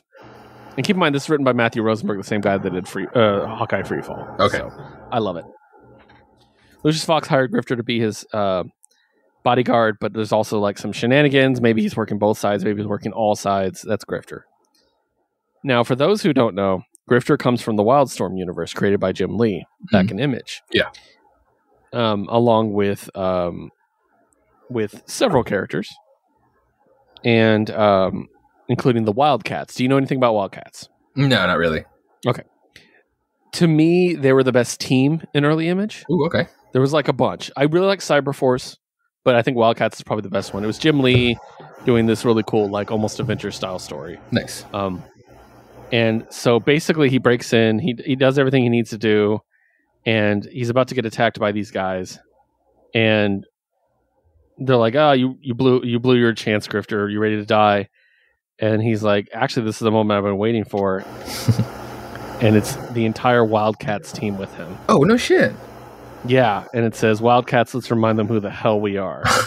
And so we get this awesome... I'm going to move my mic so I can show you this in full. Yeah. Oh, damn. Okay, not too cool spread. Just like to throw a lot of like old heads in the comics, like back in the pages. Yeah, so basically it's the whole Wildcats roster, and they basically save the day with him, and they all teleport out. And Batman shows up. He's like, Lucius, what happened here? He's like, I have no idea. And then down at the bottom, the Wildcats will return. Oh, wow. I'm so excited for this. Especially if they give Jim Lee it back because it's his book. And he's basically running it, yeah, so why not? That would be really cool. So good DC week. Now, before we move on, like somewhere in between like news or something like we kind of skipped over, but now that we've been throwing the name around, actually both names around like, in this last little segment a lot, are you going to be picking up a Task Force Z by Rosenberg? Did you hear about that? If Rosenberg's doing it, I'm going to pick it up. It's an ongoing series with Matthew Rosenberg, Eddie Barros, Eber Fiera, and Adriano Lucas. And it's a Jason Todd led team book, which I guess like some shit happens in Arkham and people die. And then you don't even need to finish this description. And then his team will consist of like, I guess resurrected versions of them. I'm sure they're going to be zombified, but it's Bane, Man-Bat, Arkham Knight, Sundowner, and Mr. Bloom, who I'm most curious about being in a team since it's kind of like the newest villain from like New 52 from Batman. Yeah. So I'm kind of I want to see him in the current state and see how they work with him. But it's a Jason Todd led book, so we'll see. Yeah, I'm gonna get it. Cool. So, yeah, that's cool though. I didn't know about that. That's awesome. Task Force Z. I'm gonna check that out. So next up and concluding our comic book journey of the week. Oh, yes. Now Jose can start talking with me. Yay! Marvel. I'm going to start with the ones you don't read. Okay. Starting with Star Wars Dr. Aphra number 12. Mm-hmm. I got this cover. Oh, wow. Great one. Which I really enjoyed. And this is part of the War of the Bounty Hunters, just like everything else. Let's see here. Written by Alyssa Wong, penciled by Minkyu Jung, inked by Victor Olazaba, colored by Rochelle Rosenberg, and lettered by Joe Caramagna. Now, I'm not going to review this book because I'm going to talk about this book as well because they happen concurrently. It's the same story. This is War of the Bounty Hunters number 2. Mm. So you can see that awesome Jabba picture. Yeah, it is actually. Yeah. This one, literally parts of this story are in both. Like it's very much an overlap. So this one is written by Charles Soule, illustrated by Luke Ross, colored by Niraj Menon, and lettered by Travis Lanham. So the Dr. Aphra book mostly focuses on the Dr. Aphra portion of the story I'm about to talk about. Mm-hmm. But the Bounty Hunters one tells kind of all of it, and which is the actual auction for Han Solo. Frozen Han Solo. So all the criminals are there. Dr. Aphra and her partner are there, and they're actually trying to steal from other people there, which is just great because they're just scumbags like that. And Boba Fett shows up. He doesn't have an invitation, so he tries to jump a guy and take his invitation. And he kills another bounty hunter. It's Boba Fett. You know how that goes. And then the auction actually starts. And the bidding starts at 100,000 credits. And it quickly rises and rises and rises until Jabba the Hutt says 1 million credits. 1 million. And then the people that are there for the Empire are like, yeah, we can't pay more than 1 million credits for a single prisoner. And they're like, yeah, the Hutts are apparently really strong-willed, and all this stuff. And so Jabba wins with 1 million, right? Mm-hmm. Meanwhile, Boba runs into our heroes. So we're going to see interaction between Lando and Boba and everybody. So. Nice. But the best part is, Jabba wins, and then somebody walks in and says no. And if you read Star Wars comics, if you ever see a black speech bubble, that's one person and one person only. And they're like, oh, no, not him. And they're like, oh, crap, we need to go. And then the chick that was selling him says, well, let's see where this goes. Captain Solo belongs to me. Jeez. Vader just bombs up in, and that's where it cuts off. Fuck. So it's gonna be cool. I'm very excited about that. So I'm really digging it. Like at first, I was like, I'm doing it because it's an event. Yeah, I feel obligated to, but I'm actually really enjoying it. So that's good. And then the only other book I read that you didn't, and I was really hoping you had picked it up or read it just. You fun. Did entice me with it, so I will after this. It's like I need to get the little action bit out. Yeah, Spider-Woman number 13, written by Carla Pacheco, who is just so good. I love her. Drawn by Pere Perez, colored by Frank Darmada, and lettered by Travis Lanham. So basically, it opens with her hitting somebody named Fireball with a baby stroller. That's the very first page. Awesome. Excellent. And it says, "Oh, baby." Like, it's just so great. She's like, "My son is taking a nap." So you find out she's getting attacked in her own apartment. And she's waiting for her babysitter to get there because her boyfriend, who she had the kid with, is no longer with her. He left her. So the whole thing is like, who takes care of the kid when she's not there? Mm-hmm. And so she's like fighting this chick, and she's like, you're going to wake him up and all this shit. And she finds out it's not even the person, Fireball's not even there to fight her. It's they're there to steal basically the High Evolutionary's data. Oh, okay. Because Spider-Woman has it. And she's like, well, you're not even here to fight me? And then she tries to take off. Dude, the action's so good in this book. Like, Jess pushes her out the window. Oh, wow. I love that shot. Yeah. Like, it's so great. And then the babysitter shows up downstairs as the person lands on the car. Oh, shit. She's like, come on up. And she's like, I'll leave it unlocked. There's leftovers in the fridge. And she's putting her mask on and shit. So she just keeps beating up Fireball all the way down into a subway train, right? Mm. Gets on the train, keeps beating her up on the train. And there's actually this really cool shot here. Hope you can see it. Where it's just like a subway, but if you look in all the windows and all the advertisements, there are other shots of her beating them up. Yeah. So it's like an interesting storytelling style. Interesting, for sure. Yeah, I thought that was kind of cool, like unique. And then she finally beats Fireball. Fireball's on her knees, and she's at the feet of Bruiser, who is this dude, who takes the thing and starts running. And she's like, oh, God, really?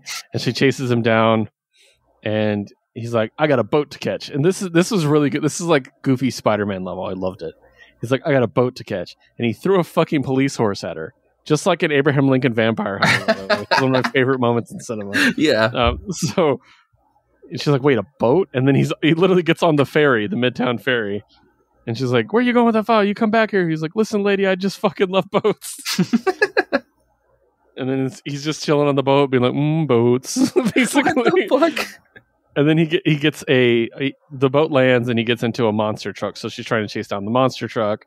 It's just nonstop action. Yeah, seriously. Her just blasting this monster truck. And she finally gets in the monster truck. She's like, the roof is thin, so she reaches through, stuns him with her venom blast, and then he goes flying out the front window. Oh, shit. Yeah. And he lands, and he's like rolling, and he rolls in, finds Lady Bullseye, who is like his backup. And I love this line where Spider-Woman says, Lady Bullseye, new costume? I almost didn't recognize you, without a boob hanging out. Just like classy as always, I see. Like, it's just like, they just have a fight. And then Lady Bullseye reveals she has a jetpack, so they fly in the air, and they hit a plane, and now they're fighting on the wing of the plane. Damn. And it just keeps going and going. I love this shot. This is an Iron Fist shot. I don't care what anyone says. Oh, totally. Like, it really is. And they just keep fighting and fighting. And she finally gets the stuff back, and she's like, basically like, who did this? And the entire time she's bitching about where she is because it's Jersey, basically. She had to go to Jersey throughout this fight. And she looks in the window of the plane to see who did all this, and it's her fucking brother. Like, what? And so we're going to see what's going on there. So, but it was just nonstop action. It was so much fun. Yeah, it sounds like a great fucking issue. It's been a real sleeper hit. That and Black Widow are two books that aren't talked about enough that are just amazing solo books right now. Nice. So. All right, now we're going to talk about the things we both read. Yes. I will start with The Sinister War, #1. Okay. We always start with Spidey. Written by Nick Spencer. Penciled by Mark Bagley. Inked by Andrew Hennessy, John Dell, and Andy Owens. Colored by Brian Reber. And lettered by Joe Caramagna. I got the wraparound cover that has every villain in existence. Oh, shit. That's really cool. That's a great cover. I'm glad you keep me up to date with what's going on. Okay. In Spider-Man, because this helped out a lot. Obviously, it looks like we're finally coming to the very end of One More Day. Yeah. Like, it seems like we're going to wrap that story up because Mephisto's here, Doctor Strange is here, and they're referring to the deal that Peter made. Oh, totally. There's only one thing to talk about there. Yeah. So, we also were at the premiere for Mary Jane's new movie, which, unbeknownst to Peter, is being directed by Mysterio. But she knows it. She's fine with it. And yeah. It's almost like his redemption story, which I really like. I like Mysterio. He's actually one of my favorite Spidey villains. So, because he's so campy. But they're basically there, and then they get attacked by the Savage Six, which is Stegron, Rhino, Scorpion, Vulture, Tarantula, and King Cobra. So all the animal-themed Spider-Man movies, basically. Or most. Yeah. At least this team is animal-focused. The real savage animal ones. But yeah. And they attack, and they're actually there to kill Mary Jane, and also to fuck with Mysterio, basically. Mm-hmm. And so big fight breaks out. Spider-Man's able to change into his costume. He starts fighting them. And then who shows up? But the Sinister Six. Looking for their sixth. And that is Sandman, Doc Ock, Electro, Kraven, and Lizard without Dark Connors in him. Yes. Yeah. And then I guess Mysterio is the sixth. Yes. So the two sixes start fighting each other, basically. And Spider-Man's like, well, this fucking sucks. It's like 12 enemies. And I love that MJ's like, the whole, like, I'm working with Mysterio. He's a good guy. And he's like, he's a criminal. She's like your roommate or your ex-girlfriend? Is your ex-girlfriend? He's like, wow, okay. He goes low. But yeah, basically this fight continues. And then Pete gets knocked unconscious. But MJ is able to get away. Mysterio gets her away. And then we see Kindred, which is Harry, right? That one is up in the air. That one's up in the air. It was originally Harry. It might be somebody else. Okay, yeah. And then we get the whole bit where it's like, remember what I told you last time? Well, now it's a party, and it's every fucking villain in the Marvel universe, basically. As far as like the Spidey rogues, mostly Spidey rogues. Well, even like Taskmaster. Yeah, Taskmaster's there. What the fuck? Yeah, and then to conclude it, we cut back to Mephisto and Doctor Strange talking. Yes. And Mephisto's offering Doctor Strange a way to maybe bet his way out of whatever's going on. And dude, it's so good. I really enjoyed it. So. No, I'm curious to see how Nick answers this or how he's able to flip this, because like from the beginning of Nick Spencer's run, the first page you saw was a flashback of when Spidey was just like donning like the black suit. I don't think it was a symbiote. I think it was just a black suit. And he takes Mary Jane to like the peak point of the Empire State, and they just look at the scene, and you're just like the first thing that came into everybody's mind was like Nick Spencer's putting them back together. Like he's getting rid of this fucking curse. It's fucking happening. Thank fucking God. And now we're almost there. We're almost there. So I'm just so curious what the fuck he's gonna do with it. Is it going to kill Aunt May in the process? I mean, at this point, that really was the deal. So I don't know. Yeah, unless whatever Doc Strange is doing, like, true, overrides it. So I'm excited though. Oh, me too. I'm glad I jumped onto this. I might pick up ASM during this because I really was curious about Sinister War. So yeah, from one Spider-Man book to another, Spider-Man Spider Shadow. What if? Written by Chip Zdarsky, drawn by Pascal Ferry, color by Matt Hollingsworth, and letter by Joe Caramagna. Okay. I'm a big fan of the What If books, and actually, if you guys want to check your local comic book store, there should be hardback copies of the original What If run. They just came out this week. Oh, that's cool. Week. And so you can read all of them, including the one that was What If Peter Parker didn't become Spider-Man, and it had 3 stories where it was, let me make sure I get this right, Gwen Stacy before Spider-Gwen. This is back in the day. It was like the 70s, I think. John Jameson, Jonah's son, yeah, and probably Flash. I think it was Flash. Oh, okay. I can't remember, but yeah, it was fun. That was my first What If book, and then my favorite is What If Strife Killed the X-Men. Ooh, during Executioner's Song. Okay, it's really good. That's a cool one. He literally, it's very bloody. He kills everybody. It's ridiculous. So, yeah. But anyway, so this What If is what if Peter did not give up the symbiote when he realized it was starting to take control of him. We're in part 4 of 5. So basically, Peter's been killing all of his villains, but thanks to J. Jonah Jameson, Kraven is able to burn the suit off of him, and he saves Peter. And now the cops want to find Peter because he's a murderer, because when he killed Kingpin leaked his name to the press. So everybody knows who Batman is. Or Batman, Spider-Man, what the fuck. So then we find out that the suit actually took over the Fantastic Four headquarters. I think it's the Baxter building in this case. Yeah. Yeah. I wasn't sure if it's for Freedom's Plaza yet or not. So, but basically, he needs to go there and help save it. He's like, "This is my responsibility." So, what'd you think? Like, and you could take it up from there if you want to. I mean, at this point, I wasn't expecting the whole like morality flop or switch. I really thought we were going to stick to like, what if Peter was just like evil throughout the series? But this is definitely taking more like, all right, let's flip it back, and like Peter Parker would learn his lesson eventually and really get rid of the suit, which is in the end like how I did like that part, like seeing it from that angle as well. Yeah. But yeah, but then going into like getting into it with the Fantastic Four, there's that whole dynamic part of it because like Ben is just like not holding back. I love that. Even Johnny's like talking shit too. Yeah, and then of course the symbiote's main weakness is fire and the Human Torch, so that's like his main ally in this. I love that Peter's solution to dealing with the thing is just knock him out the window and let the Avengers deal with it.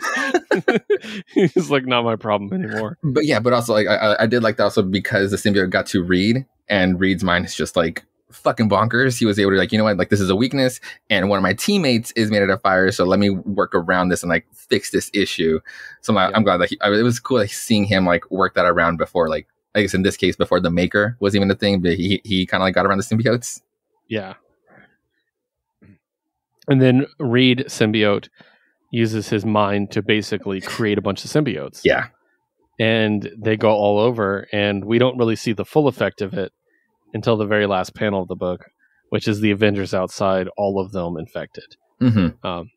Also, I love, and also there's other heroes, not just the Avengers. The X-Men. The X-Men are there, which includes Jean Grey and her X Factor uniform. I was going to say it was one of her best uniforms. I was going to say it's more like the X Factor suits. Yeah, that was a cool touch of like the placement in times of when this would take place. Yeah. And Dr. Druid being on the Avengers. I was about to like, who the fuck is that? Is that the bald wizard guy? The bald, yeah. Dr. Druid. He's the third best magician in Avengers history. Okay. No, fourth, because he's behind Wanda too, of course. Oh, at this point, yeah. Behind Dr. Voodoo and Doctor Strange. So, yeah. There's probably another one, to be honest. But yeah, so we got the finale coming up, and everything is up to Spider-Man at this point. So it's really interesting. Did he kill Brock too in this issue? I can't remember what he did with Brock. Because he was running the team, but he literally killed everybody. Or before only two survived: J. Jonah Jameson and Kraven. Okay, that's true. Okay, yeah, I think he just was off. Eddie was just off. Yeah. But it's cool. I'm curious to see how it ends. Because what if stories in one of two ways, with Uatu being like, you know, things happen, but fate has its way. So basically, things get back to normal in the long run, or everything's changed. Everybody's dead. This is grim and dark. Yes. The world is ending. And I'm kind of curious to see which way we're going to go. So. I know, for sure. Yeah. Next up, let's talk about Champions. Ooh, okay. I got this Peach Momoko cover. Oh, whoa. What a great Sam. Yeah. I love it. So, written by Danny Lore, drawn by Luciano Vecchio, colored by Federico Blee, and lettered by Clayton Cowles. So, the Champions continue their infiltration of Roxxon, and Kamala gets drawn in basically against her will, which is pretty sad. But I thought this was a really good book in that it featured every character, and did a really good job of doing something. Probably Ironheart is the one that was shorted the most. She didn't really do much, but she did have some good like exposition and stuff like that. So, but yeah, basically they're trying to figure out what's going on with Roxxon, and what they discover is there's a group of robots that are being built called chaperone models.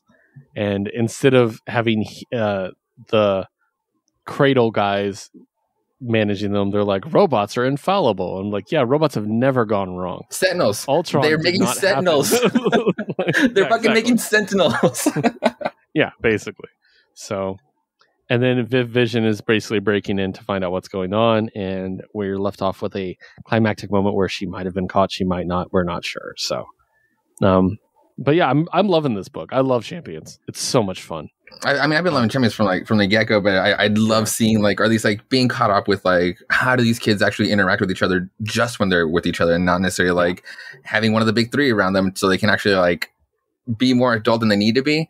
No, in this case, like you're right. Like maybe Riri didn't have like as much like exposition as the rest of them, but it almost like, I don't say it made sense, but I feel like she was just like more in her head. Like even Viv calls her out, like, "Hey, you were kind of quiet back there. What happened?" And then she's about to say something what was really in her mind, and maybe kind of get the plot going. And then it's like, "Oh shit!" Like time's up, we gotta fucking go. But you're right. Like everybody had a moment in this book, in this issue. The one thing is, I mean, I know Champions was a really big group for a while. Oh yeah. I would kind of like to see a few more characters come back. Yeah. At least make a couple appearances. Some swaps. We've seen a couple, like little bits, but maybe one or two more members, maybe of those like C, D, E list up and comers. Yeah, for sure. Like what's the Wasp? Nadia? She was one. Oh, for sure. Yeah, no, seriously. Yeah. Like that'd be fun to have her back. Because the size changing, that's fun. Mm. And then I don't know. What a great infiltrator right now for Roxxon, Yeah, right. So all right, so let's move on and talk about Thor number 15. Ooh, baby. So this is the start of a new arc. A three-parter. It really felt like it. Yeah. Written by Donny Cates. Guest artist is Michelle Bandini, who did a wonderful job, by the way. I did like it too. Yeah. Guest inking by Michelle Bandini and Elizabeth D'Amico.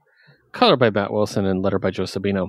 So, evil Donald Blake has been captured and is now trapped underneath the poisonous fangs of a snake and is becoming the god of lies. And Loki got away with it. He's the best. So, basically, Thor is having a hard time. And I think it shows a really cool way of how Thor and Loki's relationship have changed right off the bat. We talked about this. Thor is having trouble picking up Mjolnir. And then at one point he picks it up and it lands on his chest and he can't get up because it's too heavy. And Loki comes in and good God, the old Loki, if he walked in on this scene, would have walked right out. Tortured Thor. He would have walked right or walked away and be like, sucks to suck, dude. He would have called everybody in there to laugh at him. Yeah. That's what Loki would have done. And then danced around him and sang a song. But instead he just lifts it off him. He's like, here, take my hand. He helps him up and he's just like Loki's a good guy, guys. Yes. And by the way, that's not a bad thing. Yeah, exactly. After the Loki show ended, everybody's like, oh God, they made him a hero. Yeah. He's great. He's a deity. He's a fucking god. He doesn't have to pick a side. He just do whatever he wants. Yeah. Also, so we cut to Midgard and we get this amazing 2-page spread. Dude, I had to unlock my fucking... It took so much time digging in. Yeah, I had to flip mine so I can scope it out because it was a great 2-page. It was a great spread. Yeah. And just really a lot of fun. I love the She-Hulk in the foreground looked great. Actually, the great contrast of She-Hulk on this side and Robbie Reyes on that side, looking opposite directions. I really enjoyed what made it for me is that you never get to see sure, it's raining, but you never get to see it on the surface scale once it starts hitting the bodies. For a second I thought I was like, wait, what's this cosmic shit around them? But it's oh no, it's literally the water just trickling and bouncing off of him. It looks really good. It's so dope. And I think Iron Man looks really good in this shot. Oh, for sure. I don't know what it is. It just looks so great. For a second, I thought he threw on an old suit for a second, but I was actually really digging it. Yeah. So they're fighting all these robots, and they're like, this fight's really hard. And then they're like, you want to have a Hail Mary? And they say hail. And then Thor teleports down. He's like, hey, Cap, I need to speak with you. And they're like, we're fighting. He's like, oh. And he just basically summons lightning and kills everything. Everything. And he's like, all right, can we talk now? Basically. And I'm like, yeah, it's cool to show that's how his power level has changed. Basically. Yes. And he wants to talk to Captain America, and he involuntarily attacks Captain America with Mjolnir.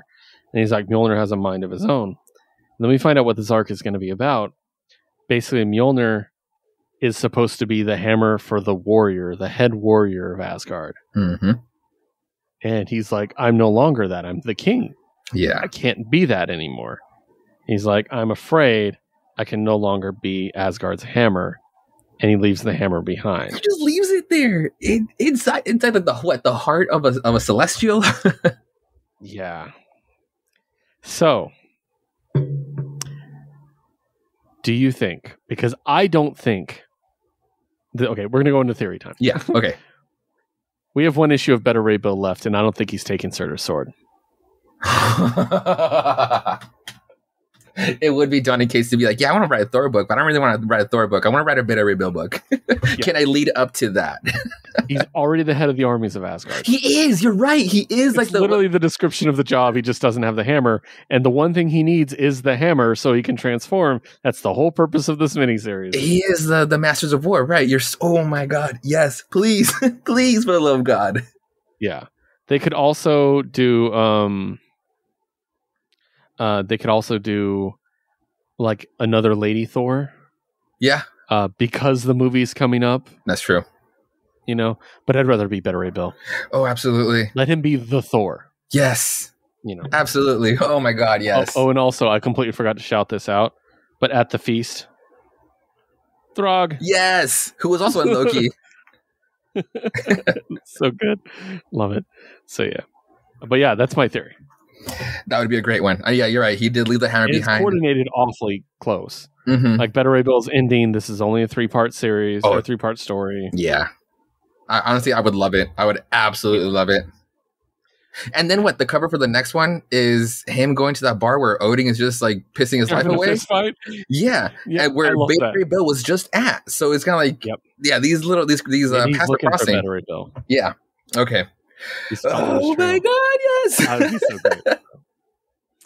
All right, guys, that takes us to our X books of the week. Yes. And we are starting. Yeah, we're starting. Way of X number 4. Oh man. Okay, Way of X. I know you're always intrigued with the order I do. Yeah, no, I do. I mean, I read them with like how they line them up at the end, but I'm always intrigued on how you're gonna go about it. I was expecting Excalibur in the the end, because Excalibur and Way of X. That's a strong suspicion on your part. Excalibur and Way of X, and this Way of X book, like there was just so much in these books, and in the best way. There were just great issues. And we'll talk about X Corp second in a minute. So, Way of X, written by Cy Spurrier, drawn by Bob Quinn, colored by Hava Tartaglia, and letter by Clayton Cowles. So, Nightcrawler continues his attempt to find knowledge, attempt to find meaning in mutant existence. Mm-hmm. And also, at the same time, try to discover what's going on with Onslaught. Like, why is Onslaught trying to take over stuff? So, we get, as custom with Way of X, an incredible cameo by one Dust. Oh my God, yes. Soraya is the best. Soraya is the coolest. I 100% agree with the tweet you sent out earlier that she should be on the X-Men. Oh God. Like, maybe she can go back to the Champions. Oh my God, please. But yeah, basically she has this really cool moment. And the story kind of gets broken down into two or three little stories. Yeah. The first one is Nightcrawler dealing with Fabian Cortez. Because Fabian Cortez is, remember kids, a piece of shit. He's an asshole. The worst person in comic books. Like, remember Trigger Keaton earlier? That guy's nothing on Fabian Cortez. And we finally see the new Gorgon. Which, I didn't want to see him like this. It was like, I mean, like, I wanted to see him, but it was just like, this is how you're going to drop him after 10 of Swords? This is the first time we see him again? So he's basically a little child version of himself in his head, but he's in the full adult body. And he has to deal with the fact that he can't see because he's Gorgon. And and then Fabian Cortez, being the piece of shit he is amplifying all the hatred people have for him. So he feels it. And I fucking hate Fabian Cortez. He's the worst. This is Gorgon glad you got fired, you piece of shit. Oh my God, yes. This is Gorgon who started as a villain, was a very menacing villain. And in this case, he's like literally not crawling away, but like he's on all fours, like in pain or like not really, because he's trying to like block away the hate. And he's literally saying, "Stop, please stop. I don't want to hurt you." And it's like, who the fuck is this Gorgon? Like, yes. Like, I mean, been this Gorgon, like, even like before he died, like he was already a changed, like, badass character. And now he's just like really trying. Yeah. So that's the one thing going on. And we'll wrap up this story actually before we move on. Before we move on, I still want to talk about Cortez and this info page. The one, fuck, you can't even see it. But the one that's talking, the Dr. Nemesis one, yes, with all the redactions. Yeah. At first I was having fun with it. I was like, all right, this redaction has to be either asshole or mutant, because I like dick. I was tasked by Nightcrawler to perform a field analysis on a notorious Krakoan, asshole or mutant. During the exchange among one Fabian Cortez, the aforementioned asshole, and a grabbing manipulator known as Lost, right? And then Fabian is a male asshole in a good psycho condition. And at this point, I was like, okay, maybe it was mutant. But then later on in this, and there's a passage where the word mutant isn't redacted, so it can't be that one. I'm pretty sure it's like asshole or dick. It's asshole or dick, because at the end, the last line, sometimes an asshole is just an asshole, or it could be dick because it's not an, so it's not. Yeah, a dick is a dick. Plus, it's kind of like short, like the size of it. It's like a 4-letter word, so but it's so great. Or actually, oh man, I bet it's the C word. Oh, because I Nemesis. 100% see Nemesis saying that. So. Okay, I missed the middle one. His habitual brand of unearned entitlement would tend to mark him as a dick or an asshole of a rare privilege in sapient circles. Yeah. God, I hate this guy. So it's great. So yeah, the Nightcrawler thing. Basically, Fabian's like, "What are you gonna do? You can kill Gorgon." Basically, he takes the mask off. He's like, "You can kill Gorgon, and that would prevent him from turning all these people to stone." Yeah. He's like, or you could stop me, and then he turns all these people to stone, or you could just jump in front of him, turn yourself to stone, sacrifice yourself, and those people get away. And it's cool because it's like he does this philosophical thing, which is what Nightcrawler's been dealing with this entire time, is all these philosophical ideas. He even twists the knife with him on being like, and we all know what suicide means for your religion, right? And it's like, God damn. Right. And so he's basically like this, and then Nightcrawler is like, there's always another way, you inexcusable little worm, which I loved. And he basically teleports himself and falls and slips in ice cream, and Gorgon starts laughing, and everybody else starts laughing, so he's able to relax and put his mask back on, which is a great move. I love Nightcrawler finding a clever way to get around this. And then Gorgon is literally handing out ice cream to the kids. It's like, oh, yes. Yeah, it's just so great. And then Nightcrawler beats the shit out of him. And yeah, your ass is going to your ass is not going to the council. You're right. Yeah, basically we find out that Fabian killed Lost's family. Yeah. And he's going to make them come face to face with each other to resolve it. Now back to the other story. Mm-hmm. This is the interesting one. Oh man. So Legion and the Zorns, because of course they're all working together. And I love that they're just hovering behind him at all times. Oh god. Like some heavies. Basically, they go to meet at the Green Lagoon. And first of all, Josue. Yep. They're still sitting together. They're still sitting together now. I'm shipping it. Dr. Nemesis with Dazzler. Let's do this. And then we see others there, including DJ. Woo, DJ. Blink, Loa, and Pixie. All drinking together. That was a great table. I want to be part of that table. Yeah, and I'm very happy to see Blink for the record. Yeah, me too. Because I love Blink. And she's like use her more. And she should be in Sword. Be a fucking X-Men. That's true, but she's like a sub part of Sword, right? Yeah. She's one of the teleporters. Yeah, but yeah, I like to see her do things. Yeah. So basically, it's Legion meeting with Xavier, and they're talking, and they just have like this father-son conversation. And Xavier's like, I detected something, and he's like, yeah, I know. Don't worry about it. I got to handle Dad. Basically. He's like, I don't trust you in this. And then you slowly start seeing everybody else in the Green Lagoon slowly turning towards them. Mm-hmm. And they all have red glowing eyes. And Legion's like, look, I gotta go. Thanks for this. And then Xavier's like, can't you trust me? He's like, tell me, give me a name, or so help me, I'll take it myself. And then boom. Awesome 2-page spread. It's not just like that. Xavier literally goes like, you know what? Fuck you. I want to know, and you're going to tell me by probing your mind. And then, backfired. Backfired big time. And then all the other mutants start attacking each other. Yeah. Like Pixie's attacking Loa and stuff. It's not like they're jumping him. Yeah. And I love Legion being like, oh, bugger. Like, lads, all together now. And the Zorns basically eradicate everybody in the Green Lagoon. And he's like, well, better resurrect them all, like basically, like, and so he just wiped out Xavier. That's like crazy, and like a bunch of other people. So he's trying to keep it underground that he's after Onslaught, basically. Yeah, because he doesn't want Onslaught to. Or even still, like everybody calms down and everybody in the Green Lagoon is freaking out. It's like, yo, what the fuck just happened? And then you throw a word like Onslaught out, and everybody's gonna freak out all over again. So it's like, I can see why. So, and then we see Legion basically being like, we need a sanctuary where the devil can't whisper in their ears. Oh my god, a sacred refuge, a temple. So cool book. I love this one. It's so cool what he did. No, I fucking love the part of him explaining the Zorns, because we were wondering, is like, yo, why the fuck are the Zorns just like hovering around? And like Xavier finally asked, like, yo, are you teaching him some sort of calming meditation? He's like, no, Professor. We're ready to vaporize David's brain if he loses control. At his request. And Xavier's face is just like, huh? And Legion, fucking Legion, I rule me, whatever the cost. Dude, what a badass. Totally. So good. So that leads us to X Corp. Oh man. Okay, so we'll just get the creative team out of the way. The first of 2 X books by Teenie Howard this week. Yeah. Drawn by Valentine Delandro, colored by Sonny Go, and lettered by Clayton Cowles. This is the Madrox book. There are other things that happen besides Madrox. They don't matter.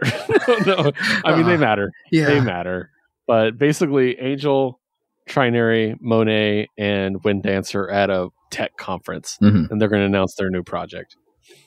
And they have to go to all these panels and stuff. And there's so many great little like digs about these panels that I love. Meanwhile, Madrox, it goes into very deep descriptions of how Madrox works, how he creates all the duplicates, they study for a week, and then he absorbs them all, and then he has all their intelligence, then he splits again next week, and he even whittles them down as for like the not top performers. He literally whittles them down, which is great. Because when we read X Factor, the X Factor investigations run, you'll find out that some of them are kind of worthless. And so he like they all have a little bit of a personality, and some of them are just garbage. I did like one of the notes where it's just like no more like I forgot or some shit like that. Yeah, it's just fun, dude. Like, and I like that they make a note that like they could have different allergies even though they're the same body and stuff like that. Yeah, it's kind of cool. So, but basically, Monet confronts the woman from the Hellfire Gala, and that woman uses a psychic blocker, which turns Monet into Penance. And she basically threatens to kill the lady, and the lady jabs something in Monet's neck, and Monet goes crazy and launches off into the sky, presumably. And then Warren is announcing their new project, and it's supposed to be launching, and it doesn't. Something went wrong on the Madrox end. So, on the Madrox end, let's get into that. Oh, man, yeah. So, we see our first appearance of Layla Miller. Yeah. Since Krakoa. And her and Jamie are still together, and they have a little baby boy, which is really sweet. I'm happy they do, because there's a thing in X Factor where there's something where you think he might not be able to have children. Oh, okay. Long story short, it'll come up. They think he impregnated somebody, but it turns out the baby is actually a baby dupe of him. What? And when he absorbs the dupe, he absorbs the baby. Oh, shit. And it was really sad and fucked up. It was very Peter David, though. Yeah. So there's kind of like, is it whenever he makes a baby, is he going to make a dupe instead? Yeah. And there's this whole thing about it. Oh, my God. Yeah, it's really dark. But basically, he's working, and Layla's like, hey, our son's about to have his first steps. And she's like, I feel like it's going to happen, which is great, because her whole bit is she can see the future. That's true, yeah. So she's like, I think it's going to happen today at 3. Be home. And he's just like, oh, no, I can't trust a dupe to do this job. Yeah. This job is too important. So he sends a dupe to witness the kid walk, because that's less important, which is really sad. Yeah. I mean, he would absorb it, so it'll be just as important. But I know. So he tells him, basically make sure to come back so I can absorb you and witness it. Because he even says it's fucking important that you come back. Yeah, exactly. So then something goes wrong with the machine. They have to manually vent all this energy, which is going to eradicate whoever does it. He's like, whoever's closest, go. And this dupe is like, oh, I'll go. Literally, he's coming back through the gate. Yeah, he goes, he does it, is vaporized, and now Jamie will never have the memory of his son walking. Jesus Christ, dude. And he's like ashamed to lose the data. Like, something's going on with Jamie's head, and I don't like it. Well, I think he was referring to that, like losing the memory of the son walking as the data. The whole situation, like, I'll send a dupe. Yeah. You know what I mean? He was never really like that back in the day. And I'm thinking like... oh, I see what you mean. Yeah. I think the constantly splitting into dupes and then reabsorbing every week is probably messing with his head. Like straining as hell? When he does it, yeah. So, yeah. And then basically something happens that causes the launch to fail. We don't know what yet. So yeah. I'm loving this book. It's so much fun. Yeah, it's definitely turning around on me for sure. It's a business espionage thing going. Yeah. But with mutants, which is really fun.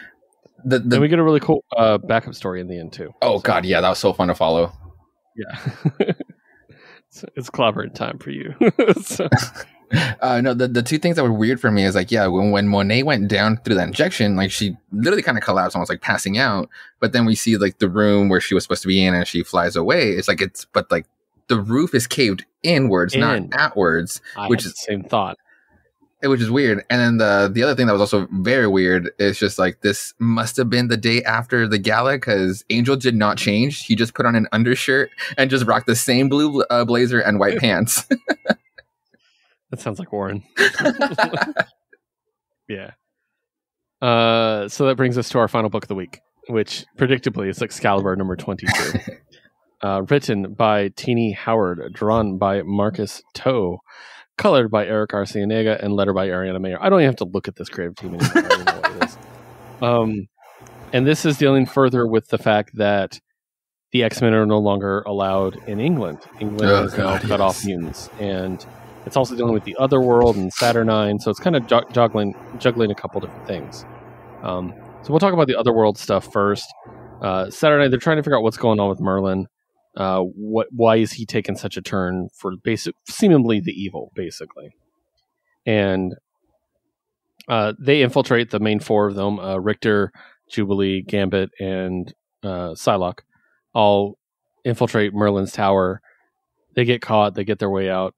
Richter is so badass now. Oh my god, yes! Like the move he pulls. Like when he just elevators them to the ground, I was like, "Fuck yeah, dude!" So cool. He's like, "Fuck this," and we're all getting the fuck out. I don't know why I didn't do this before. Yeah, we're gonna bug out. Like, this again, like this book on Way of X just like just dumped so much great shit. Yeah, it's great. So it looks like the conflict's going to be with Merlin for now, which is really cool.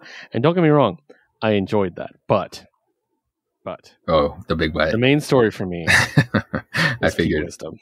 Yeah, I love Pete Wisdom. He's one of my favorite characters. He's just a piece of shit former spy. He's just great, and he doesn't want to live on Krakoa. He's from England. He's supposed to be in England. That's his whole thing. He never moved to Krakoa, even after it happened. He's like, no, I'm from England, and I serve Queen and country. And he's the most patriotic person ever. You just won't ever know it. And he has massive connections to Camelot and Avalon, like all that stuff. Well, because of this takeover, first of all, he was sacrificed. Yeah, he did not take that well. Morgan Le Fay released. When they brought him back, they told him, and he realizes he can't go home, basically. Mm-hmm. And there's this sad shot where he's just sitting on the beach of Braddock Island, looking at the coast. Oh, I know! Oh my god, yeah. And just he's so depressed, and he just doesn't know what to do with himself. He's just fucking lost, basically. And that's his whole story throughout this issue, which I thought was really good. And then Pete comes up with a plan. He talks to the Five, and it's great. Egg is just like, I still love his Egg, by the way. Yeah. Because, yeah, we used to call him something else. It was not a good name. It was a bad name. It was a terrible name, but I love it. So he's like, hey, there they are, the four you asked for. He's like, no one even thought they were mutants, but yeah, we looked through Cerebro. You're right. Backed up, and they brought him back. And who is it? It's Strike. Strike is kind of like a shield for England. Okay. And when Betsy Braddock was originally introduced, she was a member of Strike. Okay. Because they're all low-level psychics, basically. So they're back, and they're probably going to be involved in this whole story of trying to get England freed from what's holding it in tyranny and stuff. And I really like this idea. I think it's a great idea. So I mean, it's a cool way to just like bring in new characters that you weren't even sure that they were mutants, unless like you were theorizing it way back when. But like to just like now get that confirmation here is pretty cool. Yeah, exactly. So it's really cool. So, and then we're also left with a big reveal at the end, which I thought was really cool, where Merlin has a guy in a cage. And this felt vaguely familiar to another book that we read. Mm-hmm. He has a guy in a cage, and he pokes him in the head. He's like, I am Merlin. Do you remember now? Yes. Then remember who you are. I am Arthur. Yeah, what the fuck? So fucking good. Love it. No, this is a great issue. To me, the winner of this book, like, besides like Richter pulling out that cool move, like that one giant cool move, was the dude that pulled 3 cool ass moves, and that was Gambit. Yeah. When Gambit blocked the bullet by bitch slapping it to the ground and making it explode, awesome, fucking awesome to react to, like the reaction skills of that. And then what was it? Oh, when they couldn't get through the fucking door. And he pulls out not just his stylized card to throw, but a tarot card. A fucking tarot card to trick his mutant power, along with its magic imbued into it, to actually unlock this unlockable door. Fucking awesome. He needs an actual tarot deck to just pull out crazy shit like this. I would absolutely. Exactly what I was thinking. Why didn't he have a tarot deck before? Why is this the first time we had this idea? It's such a great fucking idea, and especially because you can just like go crazy with it depending on the cards. And then the last cool move is like once Richter pulls his move, of course he had to one up him and just like make train go. That was awesome. Just blew up the back end of the train, and everybody's just like smiling for this ride. I love that panel. Yeah, no, great issue. I definitely think Excalibur needs to recruit because there's only 4 of them left. Yeah, so maybe we'll see Rachel. I would love it. Yeah, I would love it. In perfectly, and I think Wisdom might actually become a full-on member. Oh, that'd be cool. So, but yeah, I'm really digging it, and God, I love X-Men. They're so great. It's just been so good lately, guys. Read it. It's so Please read the X books if you're not. They're amazing. Yeah, it's your fault we lost X Factor. So, which is interesting, by the way, because the writer of X Factor, Leah Williams, is one of the guests on the X-Men panel at Comic-Con, by the way. Oh, man. Okay. She's going to do Trial of Magneto. Yeah. But I think we might have a little more coming. Again, I have my theories. That's what I'm saying. Like, with her caliber, she should be rocking 2 books the way Teeny is. The way, like, was it Percy? Or no, Guggen is. Dugan, yeah. Yeah. Yeah. We'll see. Yeah. So, or Vita with they had 2 books. Yeah, they had Children of the Atom and New Mutants. Mm-hmm. Yep, that's right. Of course, Children of the Atom is a mini and almost done. Unfortunately, true, but still, two X books and Leah. How could she not have 2 books? I know, it's great. So, all right, guys, thank you so much for joining us on We Have Issues. That is the books that we read this week. Next week we'll be back with you all about the next week of the books from next week. Yes, I haven't looked yet. But I'm worried, Josue. Why? Because these last 2 weeks have been pretty small. yeah, they have. I feel like it's building up. Like there's a kink in the pipe somewhere. So we'll see. But once again, thanks so much for joining us. You can follow us on Twitter at We Have Issues for the show. You can follow, at WHI Podcast for the show. Don't go to the other one. I don't know what that is, and I can't be responsible for what you see. Follow, WHI Podcast for the show. Follow me at WHI Podcast Keith, our producer Liz at WHI Podcast Liz, and follow Josue at Josue Reads Josue. You can also follow us on our other show, Jukebox Vertigo, where we put together a playlist every week. Our last one was Guitar Hero Rock Band songs, which was a lot of fun, and we were joined by our fellow Geek Elite member, Jessica, for that, and it was really great. Yeah. Our next one is going to be what I've termed a vulgar display of lyrics, which is the most vulgar songs that you can imagine. And we'll be joined by John Camarena for that one. Nice. We have some more categories coming up, so look for that announcement soon as well. And then, of course, follow us on our third show, hosted by our good friend Crozen at Crozen__. And that show is called Podcast Ultra, where we discuss comic books and not comic books. It's been a long night, guys. Where we discuss video games, and other games, tabletop, everything you might want to play at Ultra_pod for that one. And you can follow everything that me and Josue do at Geek Elite Media or geekelitemedia.com. So, wrapping up, Josue, you got anything for us to finish off with? I read Monsters by Barry Windsor Smith. And it is fucking incredible. Really good. I'm gonna make it a tradition to really try to like break it down. I read it in one sitting back. I mean, last time I didn't get to talk about it last week, but I read it for 4th of July just because it was more appropriate. I'm definitely gonna make it a tradition to split it 3 ways throughout the year for a memorial for the July and Veterans Day type of read, because it's just like it's heavy. It's fucking heavy with like the product, with like the themes and the topics it touches on, and you look at the cover and you're like, oh shit. And I alluded to it before, where it's like this like long lost like Hulk book, so you figure like the person through the experiment is the monster, the title of Monsters, but it's literally everything and everyone around this like titular character, and it's just like, fuck, people are just such pieces of shit, and it's like, but still such a great book. And for like a giant ass hardcover like that, it's only $40. I was expecting like a $60 $70 price tag for somebody who hasn't made comics in a while, but it's a big name. Relatively cheap. I highly recommend this book. Nice. Well, guys, thank you again for joining us. I want to give a shout out to Samurai Comics, by the way. This weekend, they're having a book sale. Oh, nice. Everything on the wall, every back issue comic, except for like the really expensive ones, are $1 each. Wow. So I'm going to go drop a lot of money. And also, the new Magic the Gathering set drops this weekend, so I'm going to be purchasing that too. Nice. So maybe I'll do a live unboxing, like opening the packs and stuff. Oh, nice. That'd be fun. So, well, thanks so much for joining us. We always appreciate it. We'll see you guys next week, and don't forget to geek out.